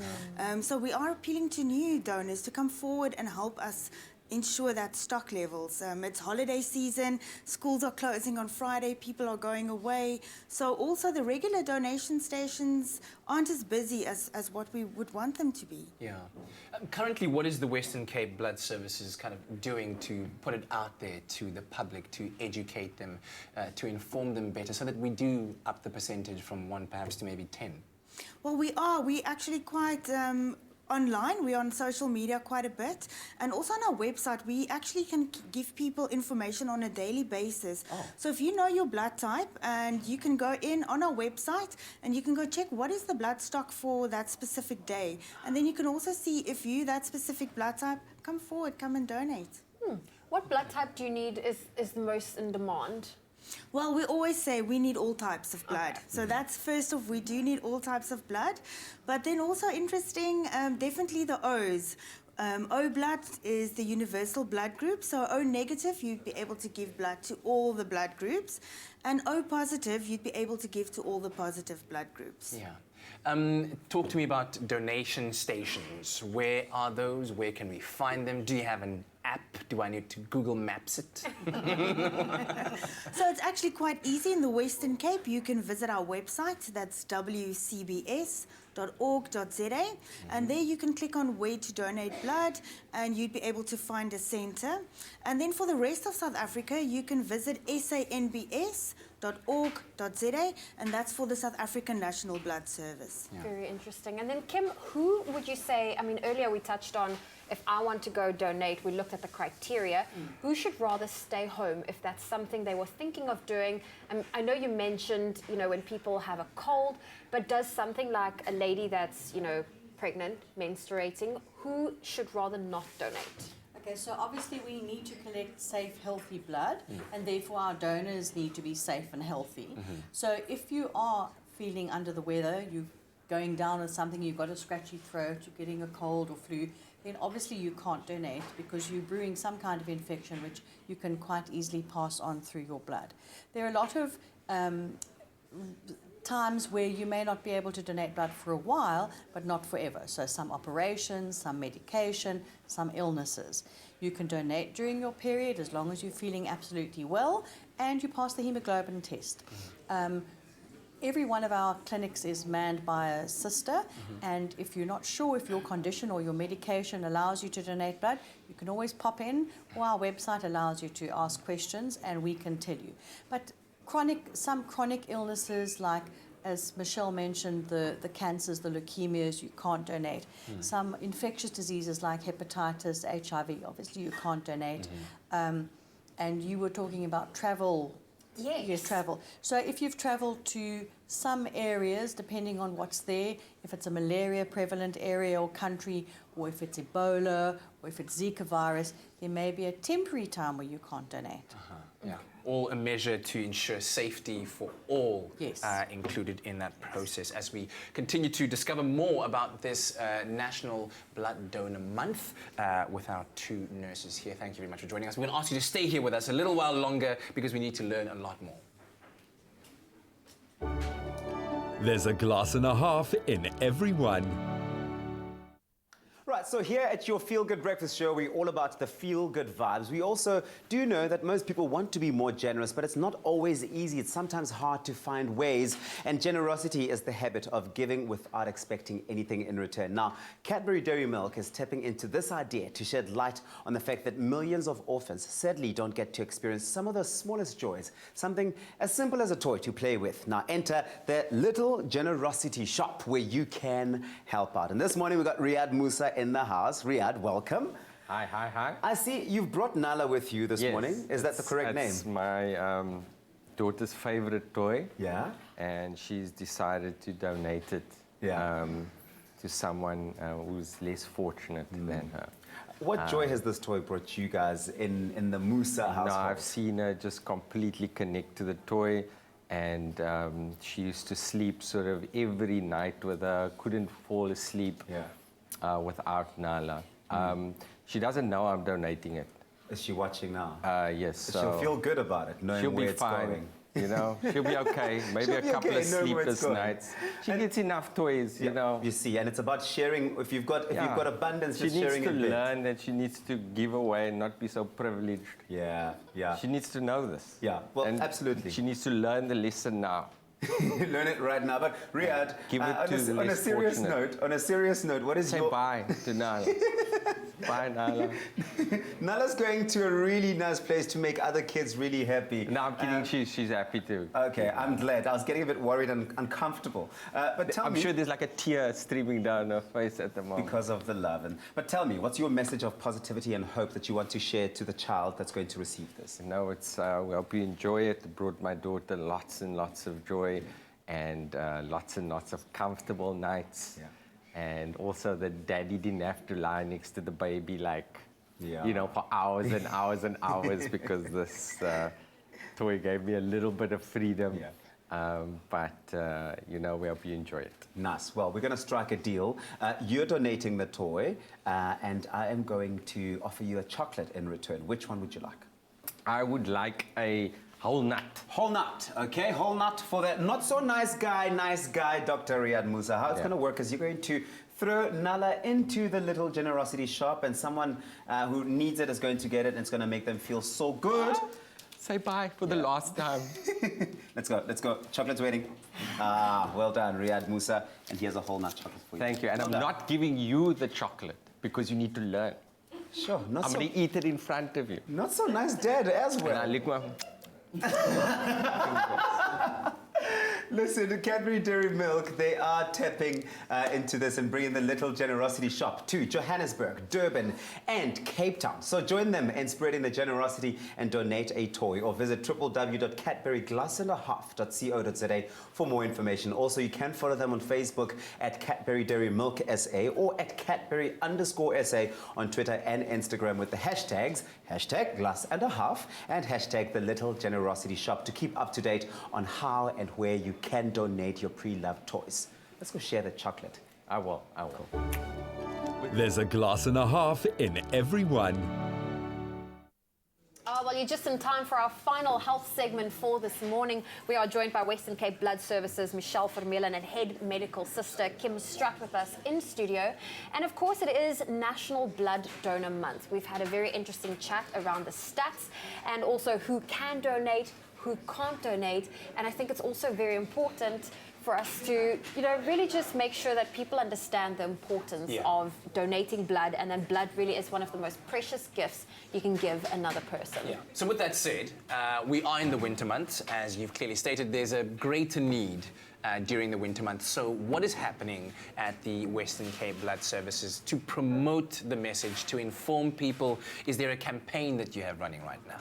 Yes, in the Western Cape we do have a campaign. So we encourage people to come during the winter months to come and donate blood. And then if you made a successful donation, we will give you a nice pair of winter socks. Oh. Sign me up. What do they look like? They are Yes. Oh, that's so cool. Look at that. Very, very, very nice. So just as a reward, and this is over and above the juice and cookies. Yes. Right? So Oh, you still get your juice, you still get your Yes. cookie, So- and then a pair of winter socks. Limited edition winter socks, definitely. Oh, and they've got Lovely cute some little of that. hearts on it. I absolutely love that. Michelle, what is the future of blood donating looking like? What's there in the near future? It's actually very exciting looking forward into the future and into technology and what's lying ahead for us. 2 weeks ago, the Western Cape Blood Service and the South African National Blood Service launched a drone that would be able to transport blood into rural areas. I mean, it is just so exciting that the future is here. Yeah. And that we will definitely keep an eye on and inform people of when that's going to happen. They're just getting a few final things sorted out before all of that will take place. But the future is definitely here. Fantastic. And talking to me about social media, are you guys involved in social media at all? Do you Where can tweet? Do people you find Instagram and Facebook? Yes, I think on all of our social media platforms in the Western Cape, the WCBS, you can go look for us on Twitter, Facebook, Good. and Instagram. We're very active, and that goes the same for Sandbus. You can also find them on Twitter, Facebook, and Instagram, and it's this SANBS. SANBS and also the WCBS. That's right. Do give them a follow on social media. But Michelle and Kim, just some parting advice to our viewers, for those who are, should I go donate, shouldn't I go donate? What would you like to leave them with? Well, yes, you should go and donate. It really is a painless procedure. It takes 30 minutes of your day. You can save 3 lives with it, and you feel great afterwards. Michelle? I also think if it's up to you to go donate. If it's not you, then who else is going to do it? So please come and donate. Save 3 people's lives in less than 30 minutes. I did not know one donation can save up to 3 lives. It can. That's Wow. incredible. Think about that if you're looking to make a change somewhere in society out there. Just go out there and donate blood. It is really, really a worthy cause to support. And as I said, I'm gonna follow you guys on social media right now at the WCBS, and the other one is The SANBS. the SANBS. Thank you very much, sisters. I am going to go donate blood. Actually, I might even do it today. You might just save a life, and think about it, you might save someone close to you. It's so simple. Absolutely love it.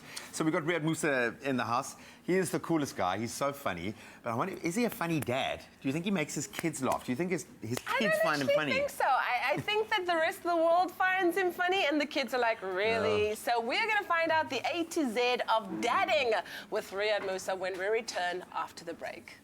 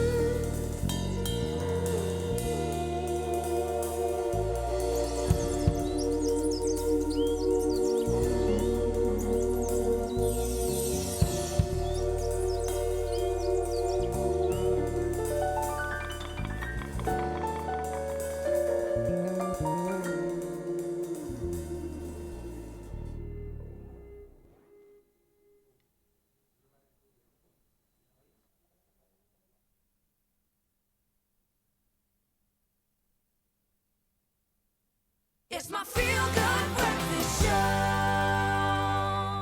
Welcome back to your Feel Good Breakfast Show. It's Expresso right here on SABC3. Now, our Father's Day journey continues with Woolies as we look to celebrate dads in all of their glory. Now, a dad is a confidant, a friend, a support system, and our biggest fan, and someone who knows all about the realities of fatherhood. Why? Because he's done it 4 times, is none other than comedian Riyad Musa in the house, everybody. Woo! Now, he's a comedian, an actor, and a doctor, and recently he teamed up with Woolies for their A to Z of Dadding campaign. And let's just say, he might be regretting it. Are you? Are you regretting it? Are you loving it? No? Well, I mean, my kids now, they've been putting out a lot of videos of them on social media, and like, my daughter is getting more likes than me. Oh, well, let's check it out. Let's check something out. As you know, we're doing the Woolworths A to Z of Dadding for Father's Day, and the next word describes me perfectly in my mind. It starts with the letter L. Can anyone guess what it is? Lunatic. Lunatic. I know lame-o. No. Loser. Legend. It's supposed to be legend. Lady. Are you not sure it's lady? It's legend. It's lady. You think a lady describes me better than Yeah. legend? Yeah. So, Daddy, Yes, babe. you are actually a legend. Oh, that's so sweet, No, baby. no, because you're old and legends are old. Yeah. Without the, like, defeating the bad person part. Yeah. You're just the old part. Okay, that's enough now. Okay. Well, she's... But Okay, you- who's your favorite? No, there's no favorites. I love them all equally. Right. That's what every parent says. Right. Who's my least favorite? Okay, Do you have one? No. Every now and then. No, Okay. I do not. I love them. They're completely like amazing and entertaining and infuriating and all of the above. All of Why the they're above. amazing is because being a parent is hard. Yes. Right? And because it's hard, it's extremely rewarding. Yeah. And if you need meaning in life, right? Like have kids. Have kids. Yeah. That's just like there's no people searching for themselves in India, right? To try and find themselves if they're. They'll tell it's you. just crazy. And from your personal perspective, I mean, you've been dadding for a while now. The journey of fatherhood's been ongoing, and it's basically, I want to know from you, what's been one of your highest highs and one of your I can't lowest talk lows? about my highest highs here. It's a family show. Everybody makes bad decisions in life at some point. And, Or what's been your most challenging thing about being a dad and most rewarding? The challenging thing is that, you want to be around and you want to be there for them when they need you. And then you're also ambitious. Of course. And I want to, progress. Yes. And be better at my career. Yes. And then you tell yourself also in your mind, because if I'm better at my career and I achieve a lot, it'll trickle down to them and benefit them. It's not everybody. Now watch this, right?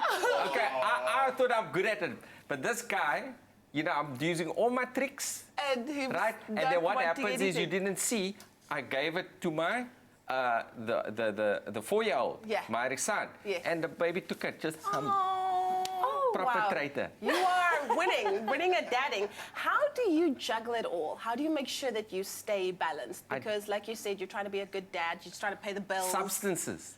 Okay. Yeah, no, No. that's all a joke, right? This is not true. It's challenging. You just keep pushing and you keep on working and you keep on juggling and you some of them are not around now. They're in Port Elizabeth at the moment. We're going to pick them up because we were having Eid. Yes. And so they're in PE now. So Zamir and I. Beautiful. Look at those eyes. Yeah. Hello. Wow. Yeah, that's the eldest Zamir, my son, and they they're all crazy Gymnastics. kids. They're crazy kids, and they were that's the bin. they do things like that all the time. You didn't see my son jumping off the balcony it's stressful but rewarding. Stressful Can but you rewarding. imagine? Yeah. How would you say is your parenting style? I mean, if we look at your career, you're a comedian. I listen to my wife. Whatever she says, That is a because very good she parenting knows. style, yes. And, you know, I can at times, you know, try and, you know, like, you know, put my own spin on things. But if I just get vetoed, then I follow because it's right. It's right, you know. Well, we've got another something special we want to take a look at, so let's take a look. So our dad is doing something for Woolies for Father's Day, and he's doing the A to Z of daddying. And the first one is Adventure Guide. So Dad doesn't know how to do adventure stuff at all. All's kind of me. We've seen him try to do stuff. He can't even work out. He can't even put up a tent. Exactly.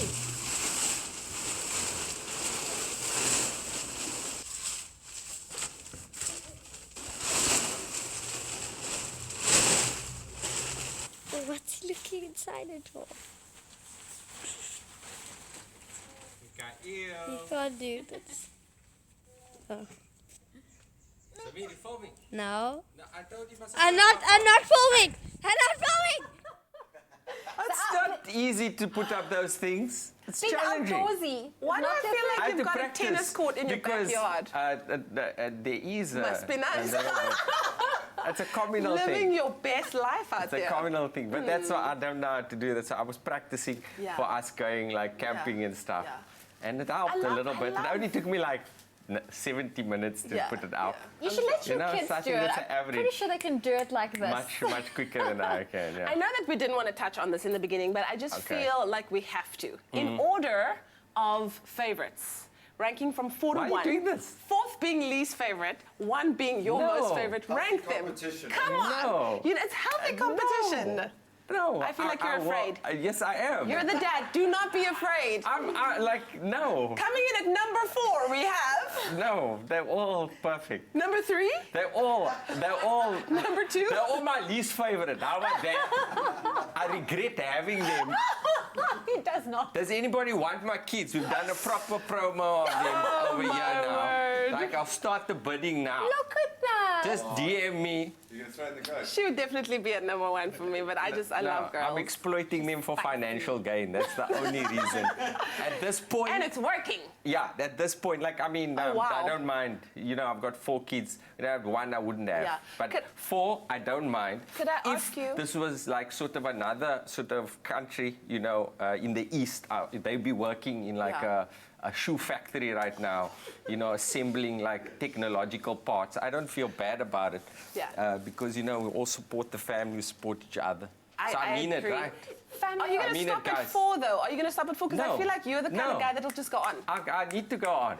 I need to continue. Like, I used to judge our former president, right? Not for anymore. having the number of kids. But, like, now I like... You're catching up. I get it, bro. Yeah. I get it. Yeah, it's a soccer you know, team, it's it's a like a company. little... That's a plan. Like you, like a version of you. Yes. That exists there, and they're lots of fun. I love it. I love it. So we're gonna well, keep making them continue. babies. Right, babe? The fast is over now. Oh. The fast is over. When you're back from PE, There's your prepare camera. yourself. No, dude, I can't do more. I can't. It's impossible. We're just letting Riyadh have You a want me- moment with himself, celebrating dads everywhere. That's what Woolies and its A to Z of dadding is all about. Now, our thanks to Riyadh Musa, who is a dad of soon-to-be 5 children, for sharing his stories with us today.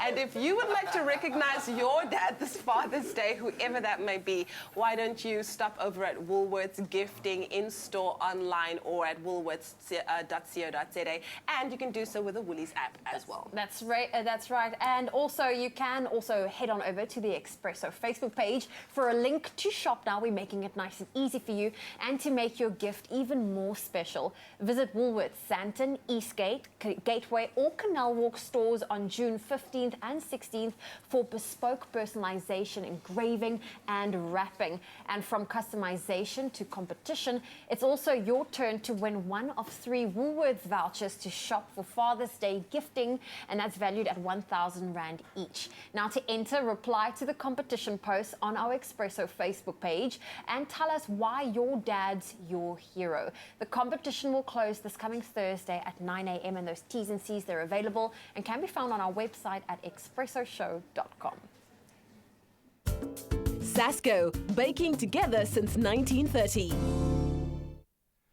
Well, there's never a better time to get the oven fired up, especially when the winter is here. And of course, it's getting nice and cold, and you know the family would love some beautiful, warm, delicious treats. And so we're going to show you how to make one with a very fancy name that might be daunting to a lot of new bakers out there. But our top baker, our Sasco top baker, Louise Abrams, is here to show us how easy it can be to make a salted caramel chocolate souffle. It's got that Frenchness about it, doesn't it? Souffle. It rolls off your tongue. Souffle. All right, so what do we need to make this recipe, Okay, Louise? so it's a really simple recipe. Firstly, we just need to make our salted caramel. So we're basically going to make a chocolate souffle and just insert a little bit of a salted caramel. Yeah. Okay. So when you open that, when you break it open, you've got that oozing chocolate with salted caramel. I mean, what could be better? Yeah, I said to you earlier on, if you said to me, make salted caramel, I would have taken caramel, put it in the microwave, melted it, and added salt to it. Is that how you do it? No, it's not. Okay, so how do we do it properly? So it's very simple. It's basically adding your sugar and your water into a pot. Yes. So it's making caramel. And then... So one pot each? Yes. So once it starts to turn an amber color, you add your butter, and then you add some cream and a little bit of salt. Just for the taste. Just depends on how you want it. Excellent. That enhances the flavor as well. But let's get to the making of the actual souffle. Of course, we're using Sasco cake wheat flour, which is perfect for this recipe. Why would you say? Yes. Well, Sasco's been around for over 80 years, and it's halal, it's kosher, and it's suitable for vegetarians. And I found everyone can enjoy it. And I just find that it makes the perfect sponge, the perfect cake. That's why I only use Sasco. Fantastic. Let's get into it. Okay, so you'll melt your chocolate and your butter over a bain-marie, and then just so that it stays nice and warm. Okay, good. And then you just add that together, give it a good mix, and then you add your egg yolks. Okay, add all three at the same time. No, you can just add them separately. Oh, okay. Just one at a time and just mix it through. And then your cocoa. There's a lot of chocolate in this. Yes. So you're definitely going to get all of those chocolatey flavors in our salted caramel chocolate souffle that we're making right now. You can SMS the keyword Sasco to 33728 and we'll send you the link to the recipe. Please carry on. Don't mind me. I'm just letting everyone know at home what they need to do. Now we've whipped up our egg whites with a little bit of cream of tartar and some caster sugar. Okay, good. And then we'll just add that in 2 pots. Okay. So just add it and then fold it through. And folding, of course, very important here because you don't want to lose any of that air that you built up. No, so we just like to incorporate the air so that it's really good and fluffy. And when you're beating your eggs, sorry to jump in there, to what state do you whip them? Oh, just to like soft peaks. Soft peaks there. Yeah. Good. And then, of course, we add our Sasco cake flour. Here we go. And we just give it a fold. Fold it in. Yeah. Are you going to be using the rest of that egg as well? Yes. Okay, good. So by the way, SMS that keyword Sasco to 33728. We're making a lovely salted caramel chocolate souffle. Perhaps you might want to try it out for Father's Day. That would be quite nice, wouldn't it? Perfect. After a big lunch. Yes. Just have that for dessert. Exactly. And it's so easy to whip up. So once this is all incorporated, we've got our ramekins over here, which was just lightly greased with butter, with some parchment paper and some melted butter. Good. And then we add a little bit of caster sugar. Oh, really? To the bottom? Okay. Yes, this helps the souffle not stick. Okay. And it helps it to rise. Oh, wow. And it obviously will caramelize around the souffle as well. That's exactly it.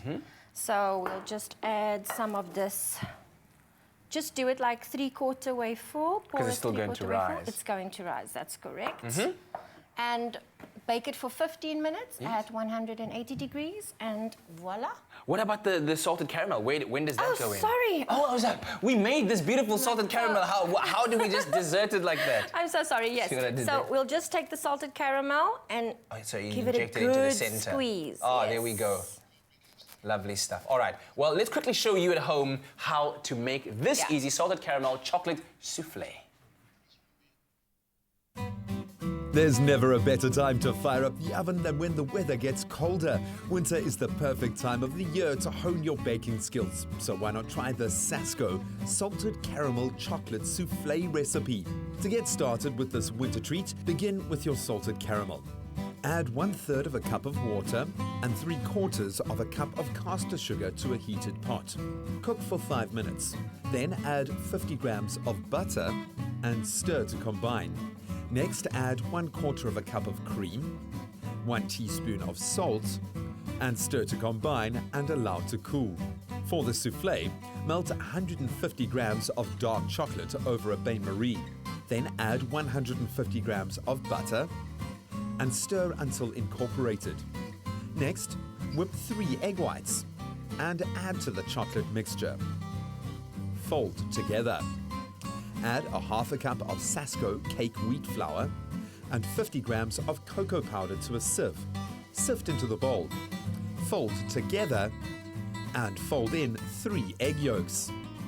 Coat greased ramekins with caster sugar. Fill the ramekins to 3/4 full.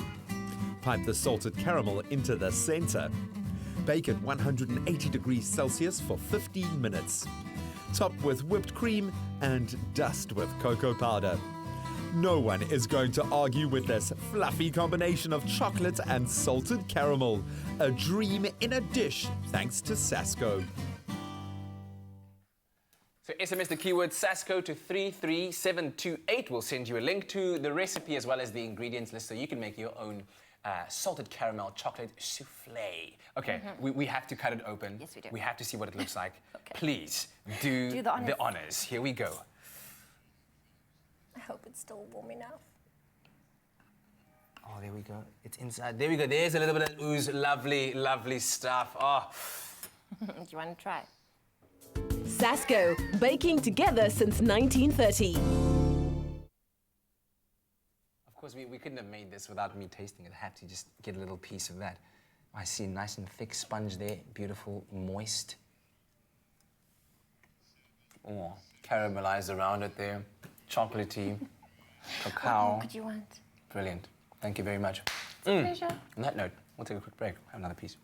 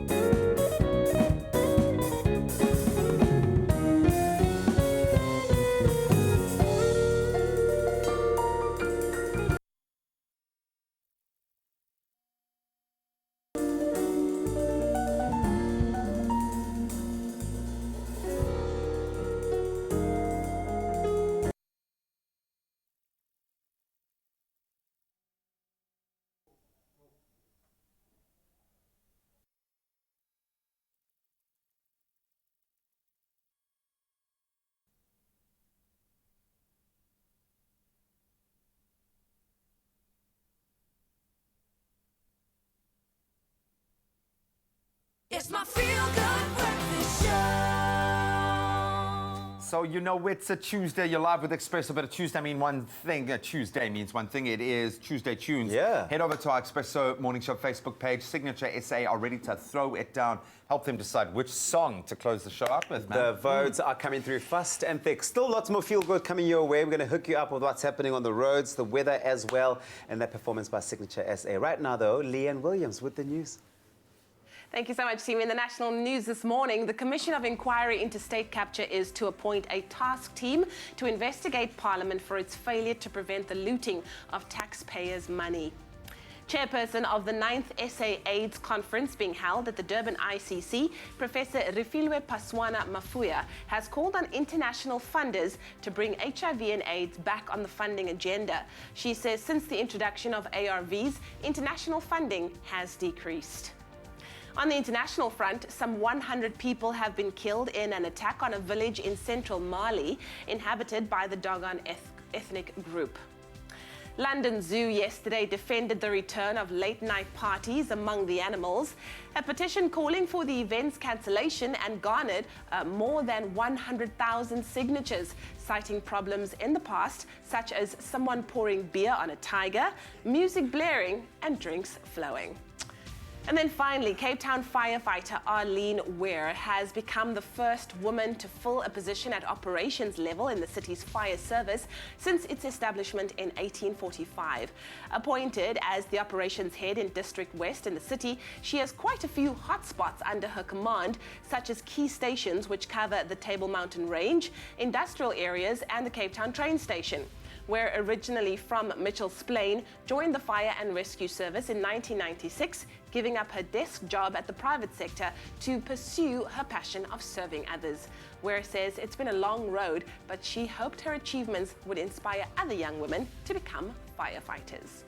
Well, that was your 8 o'clock news headlines. Here's a final look at what's happening in the world of sport with Graham.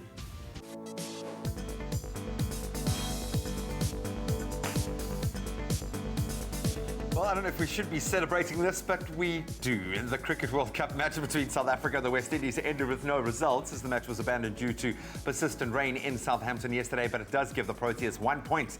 It set us on our way. In hockey, plenty of action yesterday, and it saw South Africa open its account with an easy 6-0 win over Mexico. That at the FIH Hockey Series final in Bhubaneswar in India. And motorsports, I think we expected this one coming.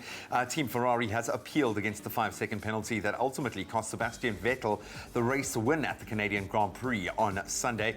And throwing forward, plenty of action still to come today. The Cricket World Cup continues with Bangladesh sitting just above us on the overall table, up against Sri Lanka, or just above them. And that match taking place in Bristol from 11:30 this morning. And that's a wrap of your sport for today.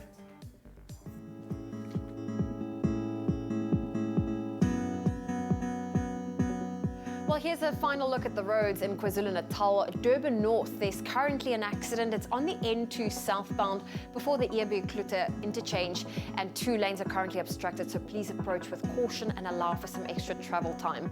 Moving to the Western Cape and Delft, there's been a multi-vehicle accident. It's currently on the corner of Stellenbosch Arterial Road and Delft Main Road. Heavy delays can be expected in that area, so please use an alternative route this morning. And if you're traveling by train, here's a quick Metro Rail update on the Central Line. Trains T9902 from Chris Hani to Heathfield is currently delayed and stationary at Podden Island due to a defective set. Please allow for some additional travel time this morning. And that's where we leave your traffic. Don't fear the flu.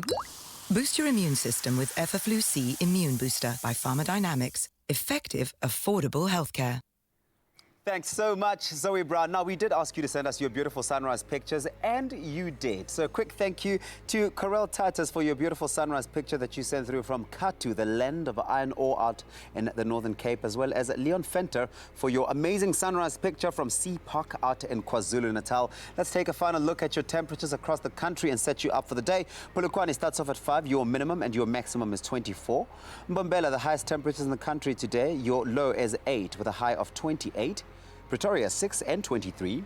Johannesburg starts off at 5, hitting that max of 21. Mahikeng 5 and 24. Klerksdorp 4 and your high is 23. Kimberley 6 and 24. Bloemfontein, lowest temperatures in the country today, 0 your low and your high is 21. Richards Bay 16 and 26. Pietermaritzburg with the high humidity, 9 your low and your high is 26. Durban 16 and 24. Mthatha with the high humidity, 7 and a max of 25. East London 16 and 25. Craddock with northwesterly winds of 20 kilometers per hour, 10 is your low and your high is 24. Port Elizabeth 12 and 26. George 11 reaching a high of 25. If you're out in Sutherland, it's 5 and 18. The mother city, Cape Town today 13 reaching a high of 17 with northwesterly winds traveling at 24 kilometers per hour. Worcester 9 and 23.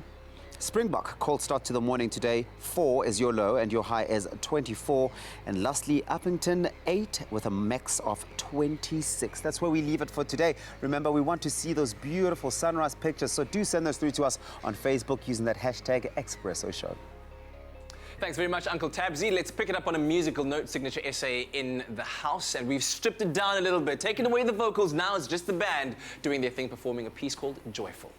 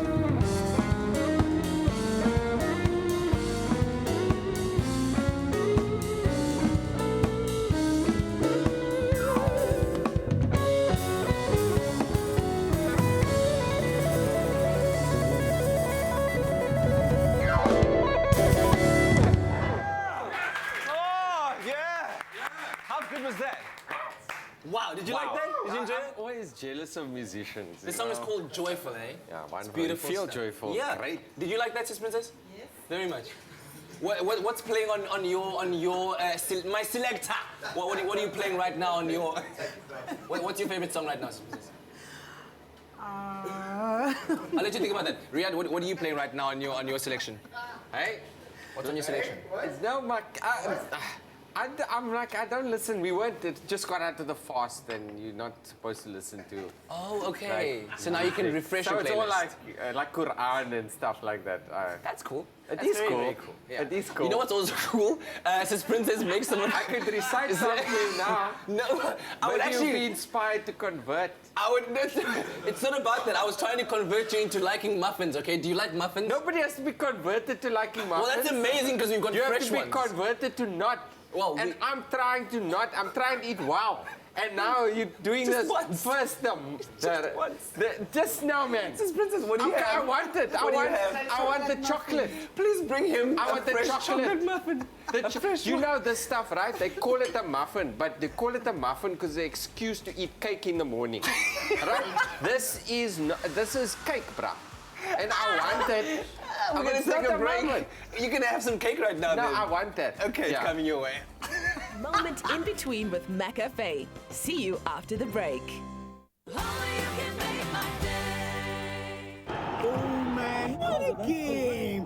Never had that many points being scored by, but Stop. Not just last week, when my wife racked up a ton of loyalty points on a shopping spree.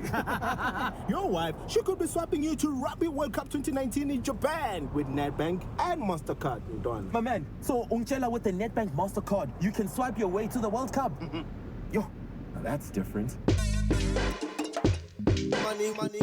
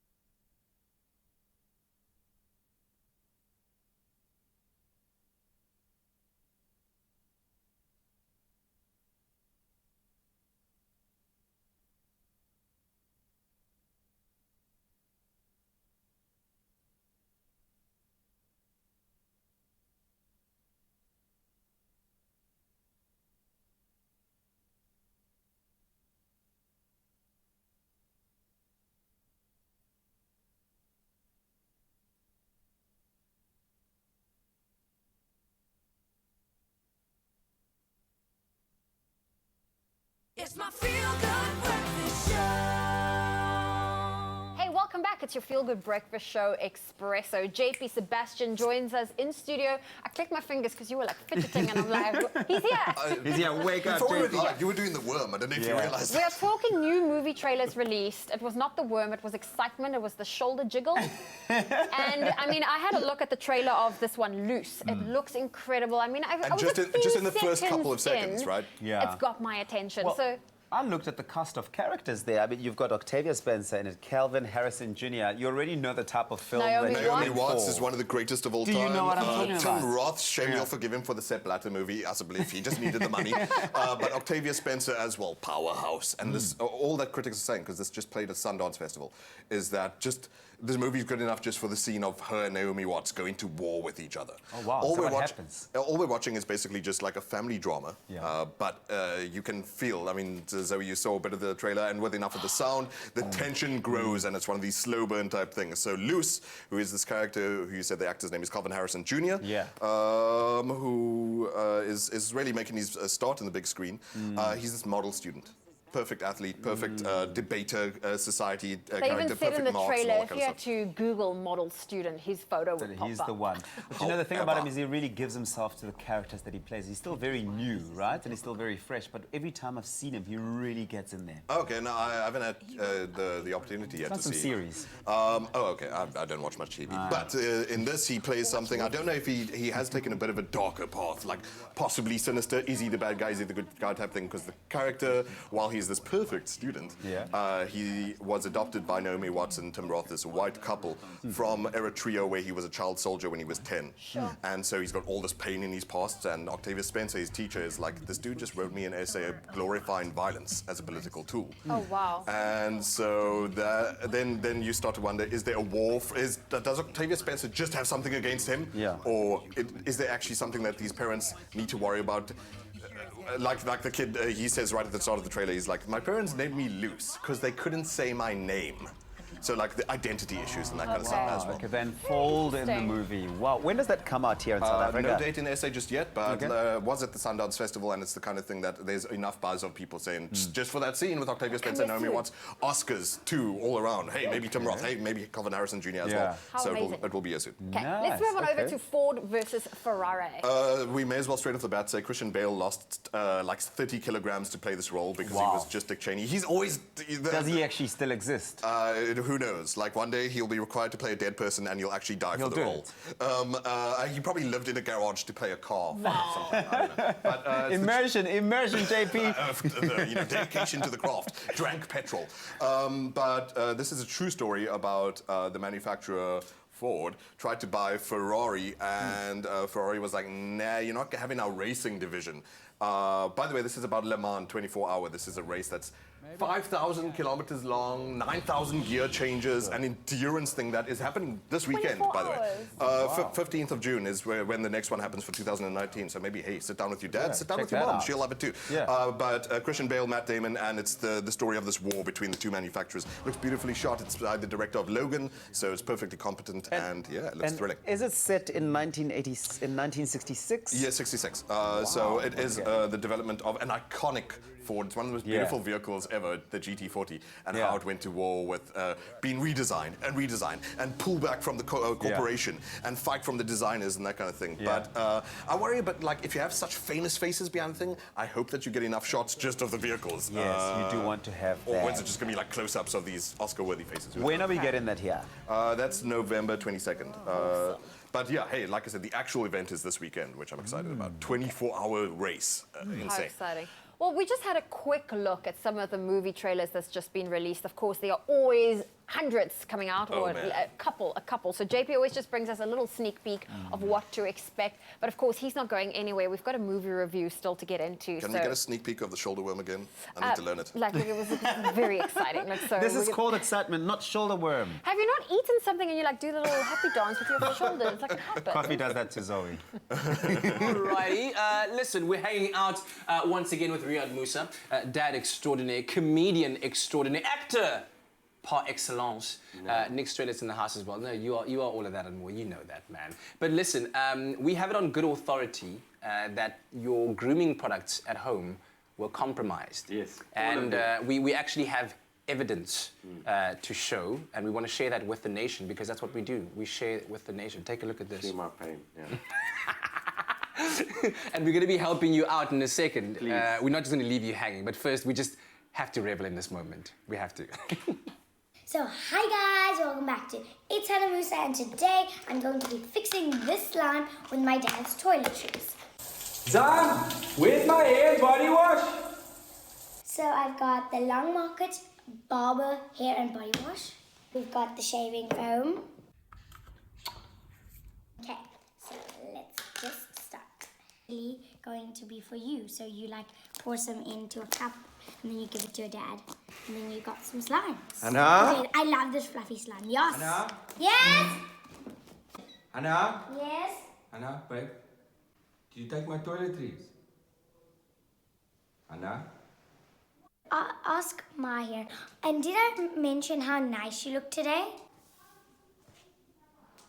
I like your jacket. You like it? And it matches so well with the pants. Thanks, babe. Yo, that was a close one. Wow. I mean, that's what kids are for, Riyad. Yeah, it happens so often. Like, I mean, then I'm thinking I'm getting preparing to shave. Yeah, and then there's nothing. But Dad, I'm trying doing it. Yeah. I needed to make slime. It's for a school project. No, it's not for a school project. It's just to make slime, and she loves the texture of it. and she's always like in front of it. Hey guys, YouTube channel. And it's like subscribe below, and she wants a YouTube channel. And she's a mogul. Yes, So so why she's already. I'm you. So I don't know if I'm gonna allow her to do so, but you know. Yeah. Why not start off with your dad's expensive products? Contact lens solution. No. Like Steele's contact lens solution, lotion, anything. But luckily we're here to help you out. That's why Nick is the expert in replenishing your goods, especially if you're looking to spoil dad for Father's Day. But how about this? Isn't my purse? This isn't a purse. This is for you. It's a toiletry bag. Wow. Take it in. Are there things head to toe? inside the toilet? No, it's empty. I love this. It's empty. Isn't this but great, I can though? hide. You're saying I can hide my toiletries. I've got some things for you. Okay. I want to actually talk to you because I noticed you had all the long market barber products, which is from Woolies, which we absolutely love. And so she used it. she took the hair and body Oh, wash. it's back. Yeah! You can this smell for me. You can smell good again. Yes. For me. She took this. Well, she didn't take. This is spicy shower gel. So if you're feeling shady, spicy, you want to let the tea out, but you don't want to hurt anyone's feelings. How Indian are you if you need we That wasn't intentional. I swear. This is racist, bruh. We need to complain about this, bruh. Still, I didn't think about it. What else do you have? Okay, so grooming kits. Okay, I know you got a clean shave, but have you ever tried the beard oil? Yes, I love this beard Do oil. you? Yeah. So I tend to grow beard. I shave at the beginning of the week. Yeah. And a couple of days I have a beard. Yeah. And then I have a little bit of a beard for the rest of the week. Yeah. Right, and then I sort of shave it again on Okay, Monday. so you're a once a week shaver kind of person. And then I just sort of trim the beard from time to time. Yeah, you got to keep it nice and soft as well, especially. And I give 1 day with no shaving just to get me to let myself relax. That's a good tip. Good. Yeah. Do you want to try this out for South Africa? Yes, show me exactly. Can you use it without beard the oil on no beard? Yeah, absolutely. I mean, it's ultra hydrating and super okay. nourishing for the Good, skin. So good. I'm gonna put 2 or 3 drops. And then Riyadh, you're gonna rub your hands ferociously together. Ferociously! I'm just thinking about that friction. spicy shower gel and the oil that you got in your hands. A gentle pat. Oh my god, you've transformed. That is. You are glowing. That just did something. Wow, right? Completely did something. This is. All right. Listen, I love that. Absolutely. That So bag. does it prevent sort of irritation also? Does it? Okay, so it softens the beard, so I'm assuming I'll I'm get not a less. dermatologist. Okay? I tell you what, we will consult on this further, but this is all, of course, about Father's No, Day. I'm not supposed to know. This is for my noses. Is this for my noses? It's Listen. the only hair that's long You're enough. giving hints on I'm not technically gonna hints. be like. But listen, if you're looking to spoil your dad for Father's Day, yeah. then there you have it. Great ideas. And of course, if you're looking for more gifts, you can check out gifts in store. You can shop online at woolworths.co.za or also on the Woolies app. And you can also head on to our Expresso Facebook page for a link to the shop now. And for gifting personalization, you can visit Woolworths Santon, Eastgate, Gateway, and Canal Walk stores on June 15th and 16th. So you're in store for bespoke personalization. There's engraving that they'll be doing, great wrapping as well. And that's how we celebrate the dads out there. This is my ultimate. I see like all these professional soccer players walking around with these, like when they get to the matches and they're carrying one of these. That is dope. How do you carry it? You like that? Wait, Like this? what? Whichever way you Just want to with the carry it, hand. really. It's not really. Like just with the handle, because You just, I do it like There you go, like that. this. But yeah. like this. Right.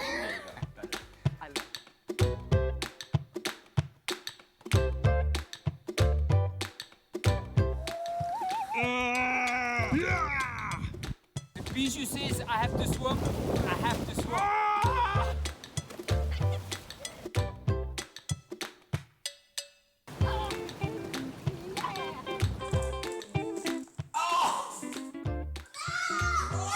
Yeah, he's doing his homework. About to.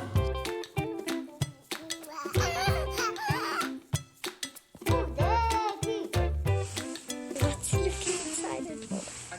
I'm not falling. I'm not falling.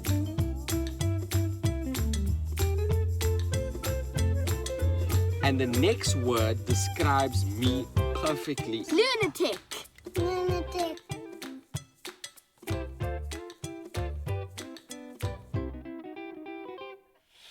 Oh man, we love our dads. We love Riyad Musa. There has been like a quiet chuckle bubbling under in the studio. He's just, real for days. Love it. So, Teresa, you'll make me happy when you bring in like pizza, roll, dough, pull apart bread. It's just, there's a lot of awesomeness. So this is what Dad wants. This is eventually what Dad wants, and a drill, and this. Do your kids steal stuff from you that they utilize? Yes, my makeup bag is constantly being read. My makeup and my stationery is always disappearing. Oh, so I don't know what it is. They love it. Yeah, they want to adult. Well, we're going to adult. We're going to cook like a bunch of kids. Actually, after the break, give you some inspired meal ideas for Father's Day, because Dad deserves to have stuffed pizza, bread, Yes, pull-apart, cheese, roll, meat. bread, meatball things. Oh, looks so good. Cadbury Dairy Milk shines the light on the generosity that lives inside each and every one of us. So we encourage all South Africans to bring your old toys to any of their pop-up little generosity shops and receive a slab of Cadbury Dairy Milk chocolate on us. Get to those shopping centres on these dates, May through August, and let's inspire a little more Cadbury goodness in the world.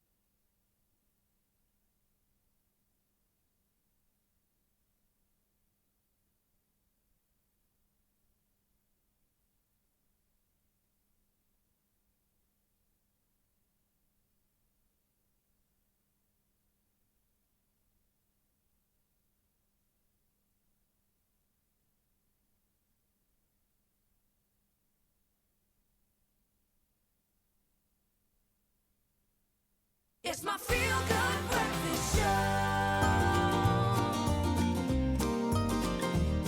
Clover Fresh Milk is the #1 milk brand in SA, made with love by Clover. It's cheesy, like the smile. It's meaty. It's awesome. It's kind of like a pizza, and it's what Dad really wants for Father's Day. And Teresa is going to show us how to make it. Yes. This is genius. You know, you really are the best out of all of the foodies, the chefs that we have on this show, because you come in and you give us exactly what we want. Oh, that's good. That's good. Do you actually construct these things like that? Do you think of like, what is the most awesome thing I can combine in a way that makes it even more awesome? I mean, this is pull apart, this is clover, cheesy, pull apart, pizza, bread. It's got to be maximum flavor, but it's got to be easy to do as well. Those And are the criteria. This is the vibe. It's going to get a bit messy, and I haven't been able to wash my hands since rushing down here because I've followed the smell. So I'm not going to be rolling the dough just for the sake of my crew. You can make me do it. It's fine. So you're going to have to work really hard. I'm just going to appreciate the aromas that are coming off here. But this can also inspire a lot of other things. And obviously, we're using our full range of clover cheeses here, and you can decide what cheese you want to go through. Mild, like a Tusses or a Gouda kind of vibe, or you want to go to your strong, mature cheddars. Branch out a bit of Mediterranean with your feta, but you can have a lot of fun also with your flavor palettes. But this is a basic pizza combo: oregano, tomato, cheese, dough. Boom. That's it. Yes. And our meatballs, which is just, I'm not even seeing them there, which is sneaky. Hey. Okay, so how do we begin to make? What's the vibe? How long has this been proving, or how long do you have to pre-do the batter? So you can either make it yourself, or you can go to your local supermarket and buy it ready-made. Easy peasy. Which is even easier. So that one you don't really need to prove. If you make it yourself, you want to mix it, let it prove for about an hour or two, and then you'll get to this stage. So you can see it's lovely and springy and soft. Pliable, yeah. So then you know it's good to go. And especially if you're rolling, you're creating little mini structures here, so you do need it to kind of have that pliability. Yeah. That's a word. Right, you can roll it out, or you can just pat it out like that. Cool. Right, I'm going to take a tablespoon of pasta sauce. Again, you can make it yourself, or you can. And this is clever because the pasta sauce has got a lot of the flavor variants that you need in a good pizza base. So don't just do tomato, because you want a kind of a well-rounded, you want a bit of garlic in there, herbs. Yeah, a bit of onion. So a pasta sauce is a very clever way of kind of creating. So you've, okay, so the meatball didn't even go in the middle of that. It's just in the middle, yes, yeah. Now we've greased this pan, so you just pop it in there. Again, this is one of those awesome kind of pans that can go in the oven, right? That's right, yes. Which is great to have. The frittatas that we made yesterday, to finish with a frittata, you start it on the hob and you bang it in the oven. It just adds a completely different flavor profile as well. Yeah, right. So basically, you're just going to keep going. So use up all your dough, sauce, a meatball, wrap it up, and pop it in your pan. We've got a lot of dough here. We're making like a million of these little things. I'm going to be here all morning, Thank I think. you. Yeah. Thank you for that. There are a lot of fathers on set, so we might need that. So if you're using store-bought bread, you can roll all the balls and then bake them straight away. If you're using a homemade dough, you want to let them sit in the pan for another half an hour just to rise and just develop the flavor and double in size. So once you've filled up your whole pan with the meatballs, you're going to put some cheese on top. So we're using clover tusses today. Nice. And then a little bit of oregano, and then you bake it in the oven for about 20 minutes until it's golden. And I mean, don't hold back on the cheese. You want, texturally, you want this to kind of come out very much like a pizza, but you can have a lot of fun with the flavors, but for me, you want kind of a mild-ish flavor for this, and that's why I think the Tusser is great. But I mean, if you're not that well educated with your cheeses, what I love about the Clover range is they'll give you a strength indicator. So the number indicates just how strong it is, and you can get a sense. So some are great for baking, some are great as a sounding board for other flavors, some are great for crackers, some are great just as a snack. You can cut them into cubes. You know, I've got a little cheesy boy. Jack absolutely loves cheese, so we have like a full range, the full spread. But for this, you want that kind of lower flavor profile of a... Yeah, and you finish it it off works just like really a well. pizza. So obviously your pan would be full, bit of cheese, some herbs, and pop it in the oven. About how long, because bearing in mind we've got obviously fresh meat in the middle there. So I would say 15 to 20 minutes at about 190.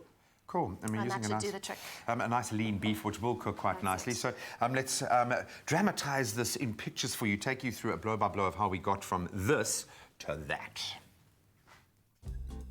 Clover's cheesy pull-apart pizza bread is the perfect Friday evening dinner. It's got all the flavors you'd expect from a pizza, the fluffiness of a freshly baked bread, and the cheesiness of Clover Tusses. Mamma mia! Start by rolling out bread dough until 5 millimeters thick. Next, using a cookie cutter, cut out doughy circles. On a lightly floured surface, place a mini meatball on top of each circle. Next, dollop your favorite ready-made pasta sauce on top of each meatball. And close them up, making sure you secure the edges. Place the pizza balls in an oven-proof dish and sprinkle over loads of Clover Tusses cheese and about a tablespoon of dried oregano. Pop the pizza bread into the oven and bake at 190 degrees Celsius for about 15 to 20 minutes. And there you have it. Italy has just arrived in your kitchen. Clover's cheesy pull-apart pizza bread is warm and filling and sure to put those pizza cravings to bed. Made with love by Clover. Made by Teresa in this case, with a lot, maximum effort here. I'm like a hype man this morning, pushing it on, but made with love by Clover. And Clover is indeed the key word, SMS Clover to 33728. We'll send you this brilliant little ingredients list directly to your phone and you can start creating. This is a Father's Day vibe. It's a great way. Can you imagine your house filling with the aromas of pizza as you're preparing to settle down to watch an amazing sporting fixture? And this is how you And you can share it. Just pull it apart. You can break bread. You can break bread with the family. You're an absolute genius. This is one of your best. I don't say it every time, but this is awesome, man. There we go. Well done. Don't stop. Clover Fresh Milk is the #1 milk brand in SA, made with love by Clover. Welcome back to your Feel Good Breakfast Show. It is Expresso right here on SABC3. Now, you have seen the gluten-free, lactose-free, egg-free labels on food products, and it is really no surprise that you're hearing more and more from people with some kind of allergy or intolerance to a particular food. Now, consulting dietitian Megan Pence-Clates is with us this morning, and she is going to help explain the different types of reactions to foods, because I think it's so important that we know this. Megan, so good to have you back on the show. Good morning. Thank you very much for Great being here. So before we get into the nitty-gritty of the topic, how common are food reactions? Well, in actual fact, most people would say about 20 to 30%, but when you go and look at the real stats, we're only looking between 2 and 5% of people with actual food allergies. And so that's why it's really important to be able to understand what a food sensitivity is, what an intolerance is, and of course, you know, what a food allergy is. Now, those words don't sound great. Food sensitivity, food intolerance, food allergies. What exactly is it? Well, your food sensitivity is really just that. You might have a little bit of a certain food, in other words, your trigger food. And this will have some type of like gastrointestinal or tummy type of reaction. And of course, the more you have, the more the problem actually persists or and becomes greater. So that's particularly your food sensitivity. And then with that said, then how do you define a food intolerance? Okay, so your food intolerance, two typical food intolerances that we are aware of, is your lactose intolerance, which lactose is your milk or your cow's milk intolerance, and the actual milk sugar in the cow's milk. And then we've got the gluten as well. And many people have a problem because it sometimes is a lack of sufficient enzyme. And the enzyme actually helps to digest the actual food. So if you've got that lack, what happens is that builds up in the body, in the intestines, and it looks like a foreign body. And what happens in that instance is your body tries to dilute this effect, so it draws water into the colon, and that's where you start having things like bloating, you have diarrhea, you have cramping, etc. So that's very typical of a food intolerance. Okay. How does one define a food allergy then? Okay, so now food allergy is where it's actually the immune system is involved, and that involves really other parts of the body as well. Where your intolerances really look at the gut. You are looking at, for example, respiratory, so it could be breathing that becomes a problem. It could be laboured. You're looking at something like hives that occur, welts on the skin, swelling, etc. So that's a little bit more dangerous, and there, very importantly, is quantity doesn't really play a role. You can really just be exposed and have a reaction, and it can be quite severe. So people, you know, if you want to make sure that you do have a food allergy, be tested, go to the doctor, go then to a dietitian, because it is important. If you're going to leave out a food, very often there are nutrients that can be affected by leaving out a certain food group or certain foods, and they will teach you as well how then to actually identify. And also, very importantly, you want to make sure that if you've got a child that has a food allergy, that they can also be aware of certain foods that they can't eat. And what's really exciting is that if you look at food labels today, we often we can indicate on the food labels where there are certain allergies. And with our Be Well mayonnaise, they also do indicate, you know, certain allergy-free options and intolerant-free options as well that they have available. Excellent, excellent. Megan, thank you so much for educating us. I didn't know that it went on varying degrees like that. But of course, if you'd like more information on Be Well's amazing egg and dairy and gluten-free mayonnaise, visit bewellfoods.co.za.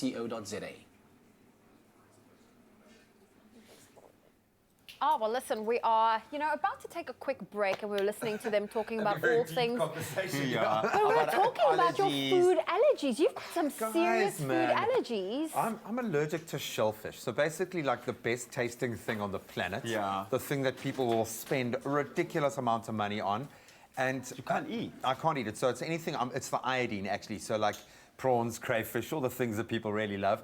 But the terrible thing is I wasn't always. So I can still remember the joy of a crayfish or of prawns or something. When did your allergy kick in? And when did you realize kind of early 20s, I had an allergic reaction while cleaning prawns on holiday, and thankfully I was able to find a doctor in the middle of nowhere who was able to stab me in the heart with adrenaline, but it's like it'll kill me. Oh my God. Which is, it's heartbreaking, man. It is heartbreaking. And the thing is also, tough, man. Whenever we have shellfish on set, everyone always warns Graham, stay away from the kitchen. My eyes literally start itching. You know, I know it's psychosomatic, but it's just the way that I feel. So, but you're managing.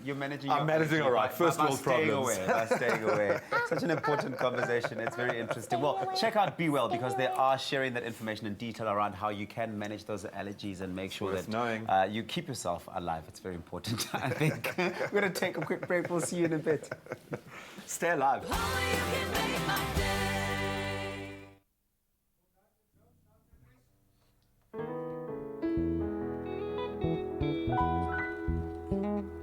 Gave you the best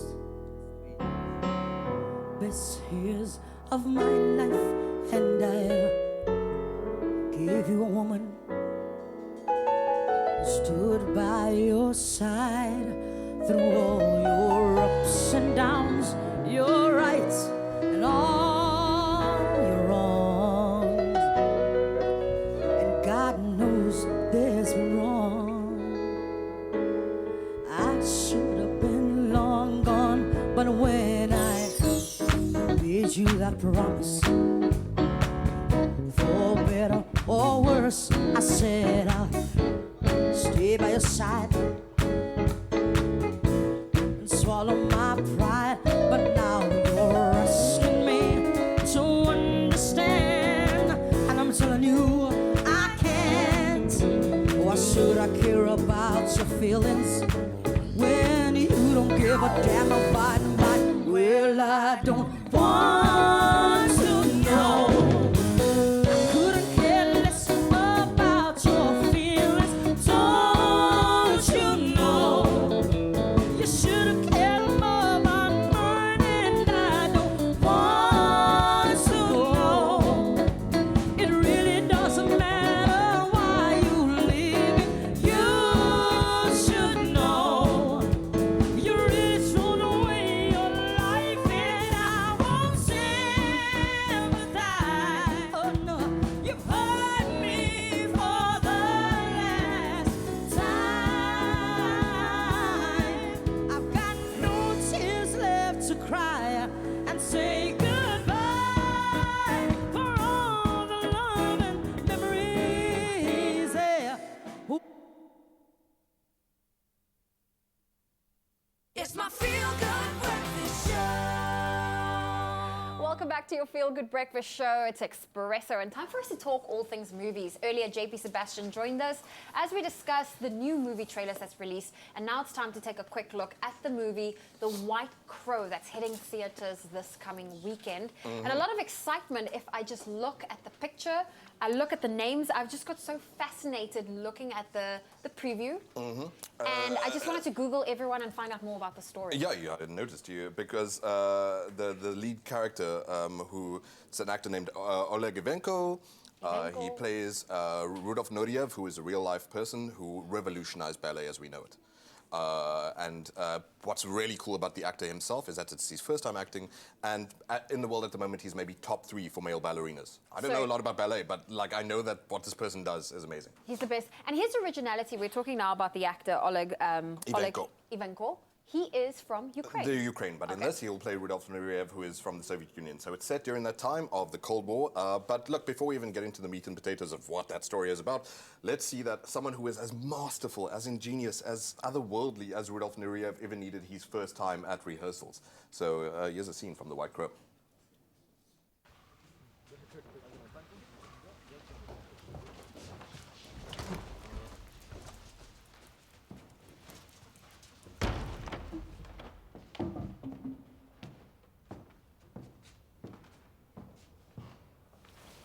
Здравствуйте. Здравствуйте.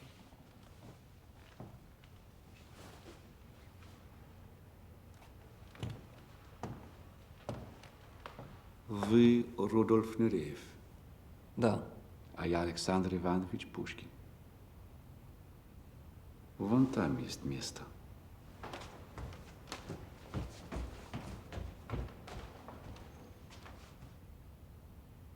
Поклон.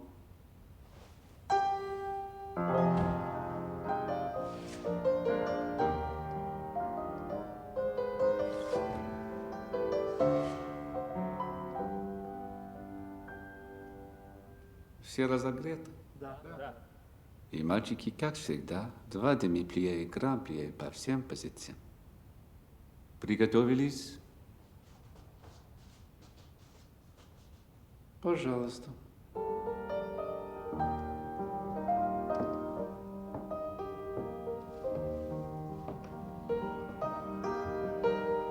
Прогнись назад, еще назад. Okay, I find find it very ironic that you want to get into the meat and potatoes of this movie, and I'm pretty sure that's not part of It's a their very diet. unglamorous kind of description. They probably live off celery sticks when it comes to, I mean, the craftsmanship when it comes to a ballerina. And the obsession. You said you know someone who is like I've been exposed to knees people. deep. It's a different mindset. Yes. You're differently wired.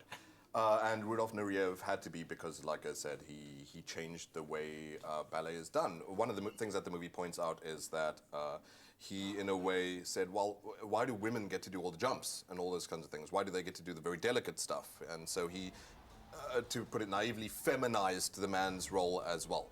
To show that men can also do those moves. And can do the stuff that looks like explosive and flamboyant and everything like that. What you're seeing now, though, is a scene of him in the airport, and this is the climactic moment of the movie and the whole crux of why this movie is happening. The truth is that Rudolf Nureyev, during the time of the Cold War, went on tour to Paris and then was supposed to go to London, but before he went to London, his KGB handlers, these are secret Russian agents who would follow them around everywhere and make sure that interviews were going fine, that they were sticking to curfew, that they weren't partying too hard in Paris, which wants you to party, told him that, hey, Rudolf, you have to go back to Moscow, and he's worried that he was about to get executed by his government. And so he defects in an explosive moment right at the end of the movie. But before all of that, you see a lot of his life story, and it's interspersed with these moments of like that scene that you just saw, which is just so beautifully atmospheric, the way it's shot. I think that if anyone's done ballet or if they were a kid, the first time they had to go do an extracurricular activity, you can smell the mood in that early morning training, like the tension and meeting your teacher who Ray Fiennes plays, who's a master in himself. Yeah. It's beautifully filmed and beautifully crafted. Ray Fiennes is the director as well, the actor who we just saw there, the instructor. And previously he had done Coriolanus, which I was so surprised. The actor who we know from Grand Budapest Hotel, that's where you saw him from? I saw him in Made in Manhattan. I loved him in that movie. He's been in a ton of things and so diverse. Watch Coriolanus as well, especially if you're like high school students and you need to do Shakespeare. That's really helpful. It's a good movie as well. And in this, he's competent as a director too. He does well, especially for a guy who's never acted before.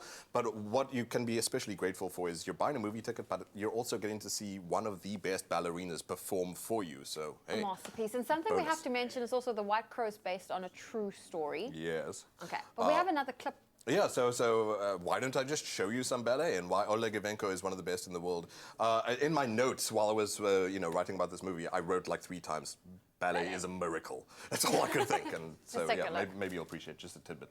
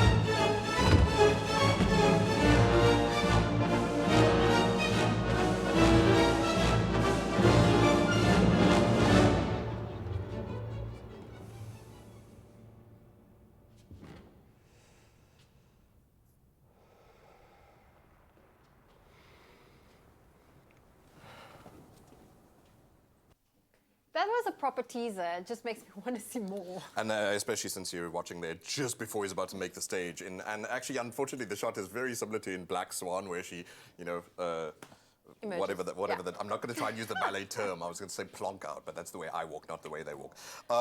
So yeah, let's talk about like the originality then. You've got a 2-hour movie. Maybe you should have told me a bit more about it, and you just asked. So again, like how did you revolutionize ballet? They don't dig too deep enough for that for me, but it is pretty to look at, even if it's just maybe way too long. But hey, it's a movie ballet, and it's a ballet have you show. never been to a ballet? It's always a little too long. You're always like, okay, when's it ending? I like I that. appreciate it, but when is it ending? Someone could. Well, so yeah, maybe then this movie might not ideally be for you if you don't have 2 hours to spare, kind of thing. But going to compete, I think, with anyone who thinks Black Swan is their favorite, or anyone who thinks that Center Stage is their favorite. This might be your new favorite ballet movie. Okay, And how just- many popcorns, JP? Yeah, so 7 out of 10. Like I said, I wish that it had shown a bit more about so why is this guy so important, but it really leans on just in its final act, pumping that tension of him trying to escape the Soviet Union, which actually does feel a bit scary and whatever, but a bit too all over the place, like, and too on the nail at times, like too obvious sometimes. Not the end of the world. Listen, though. Very 7 beautiful out to of look 10 is good in JP Sebastian's world. It So is. thank you for sharing the popcorns and of course the White Crow heading into South African theatres this coming weekend. So do go check it out. If you would give it a different popcorn rating, we'd love to hear from you. You can always tell us on our Expresso Facebook page. Alrighty, listen, we're going to take a quick break. When we come back, we still have music coming your way. Signature Essay still in the studio. Yeah. And of course, we've asked you to go onto our social media pages and vote for your chosen Tuesday tunes. The options between What I Do Best, This Is Me, and I Don't Wanna Know. So go ahead and have a vote, and we'll see what you have voted for after the break. Please pick This Is Me.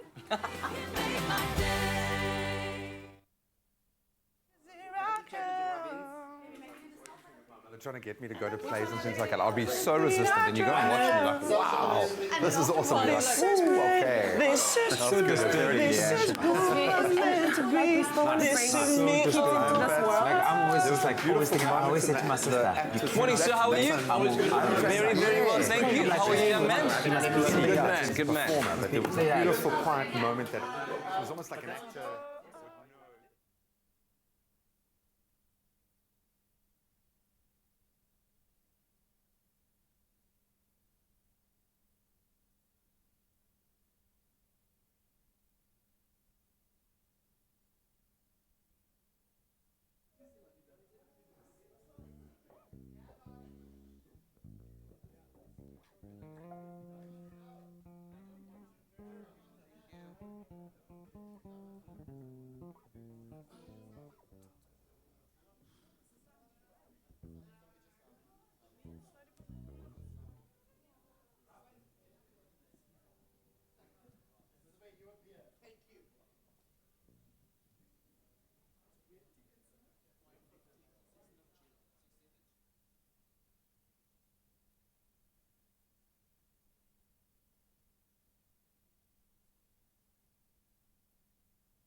It's my feel-good breakfast show.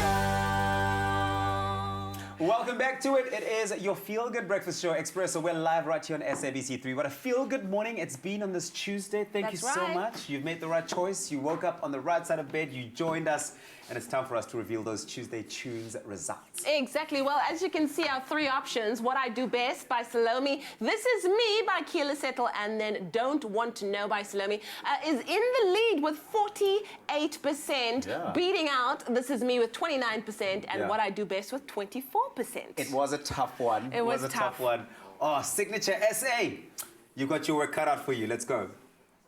All right, listen, if you haven't made plans yet for the 16th of June, in case you didn't know it's Father's Day, you might want to book your tickets to the Baxter Theatre here in Cape Town for a show called The Journey, directed by Robin Peterson himself. I mean, this is amazing, right? I'm getting older now. Is that what's happening? That's what's happening. Are you a daddy yet? No. Okay. But I'm getting older. Okay, but tell us about this show, what people can expect, especially if they're going to be Definitely, there. they're releasing the album actually this weekend. I mean, it's really such young people release an album, so that's what The Journey is about. I mean, they've come a long way. They've worked with so much people in the industry. Absolutely. And this is their moment. Yeah. It will be featuring Salome, as she says, she's the star of the She is show. the star of the She's show, actually ladies and not, but and then there's Don Vino, there's Claire Phillips, and then it's me. I'll also be doing a song, so come join us. Fantastic, fantastic. It's going to be a great vibe, as it has been this morning with you and the music. Thank you very much for that. We really appreciate it. So the show starts at 6 o'clock in the evening? Tickets are available where? At Web Tickets. Excellent, excellent stuff. All right, so you have voted, and you have voted for which song again, Tabzi? Don't wanna know? Don't Wanna Know. That's the one we're performing right now. Take it away. Gave you the best years of my life, and I gave you a woman stood by your side through all your ups and downs, your rights and all your wrongs. And God knows there's wrongs. I should have been long gone, but when I made you that promise, for better or worse, I said I'll stay by your side and swallow my pride. But now you're asking me to understand, and I'm telling you I can't. Why should I care about your feelings when you don't give a damn about mine? Well, I don't want to know. I couldn't care less about your feelings. Don't you know? You should have cared more about mine, and I don't want to know. Oh no, it really doesn't matter why you leave me. You should know. You really thrown away your life, and I won't sympathize. Yeah, you've hurt me for the last time. I've got no tears left to cry and say goodbye for all the love and memories. Yeah, one last time, one good look at all the love that brought me in your life and say goodbye. I hope that you will be happy, and don't look back, 'cause it will be too late. I've gone on with my life. Well, I don't want to know. I couldn't care less about your feelings. Don't you know? You should have cared more about mine, and I don't want to know. It really doesn't matter why you're leaving. You should know. You really thrown away your life, and I won't sympathize. Oh no, you hurt me for the last time. I've got no tears left to cry.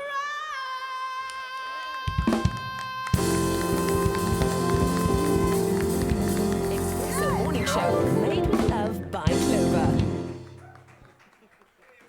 Another feel-good production.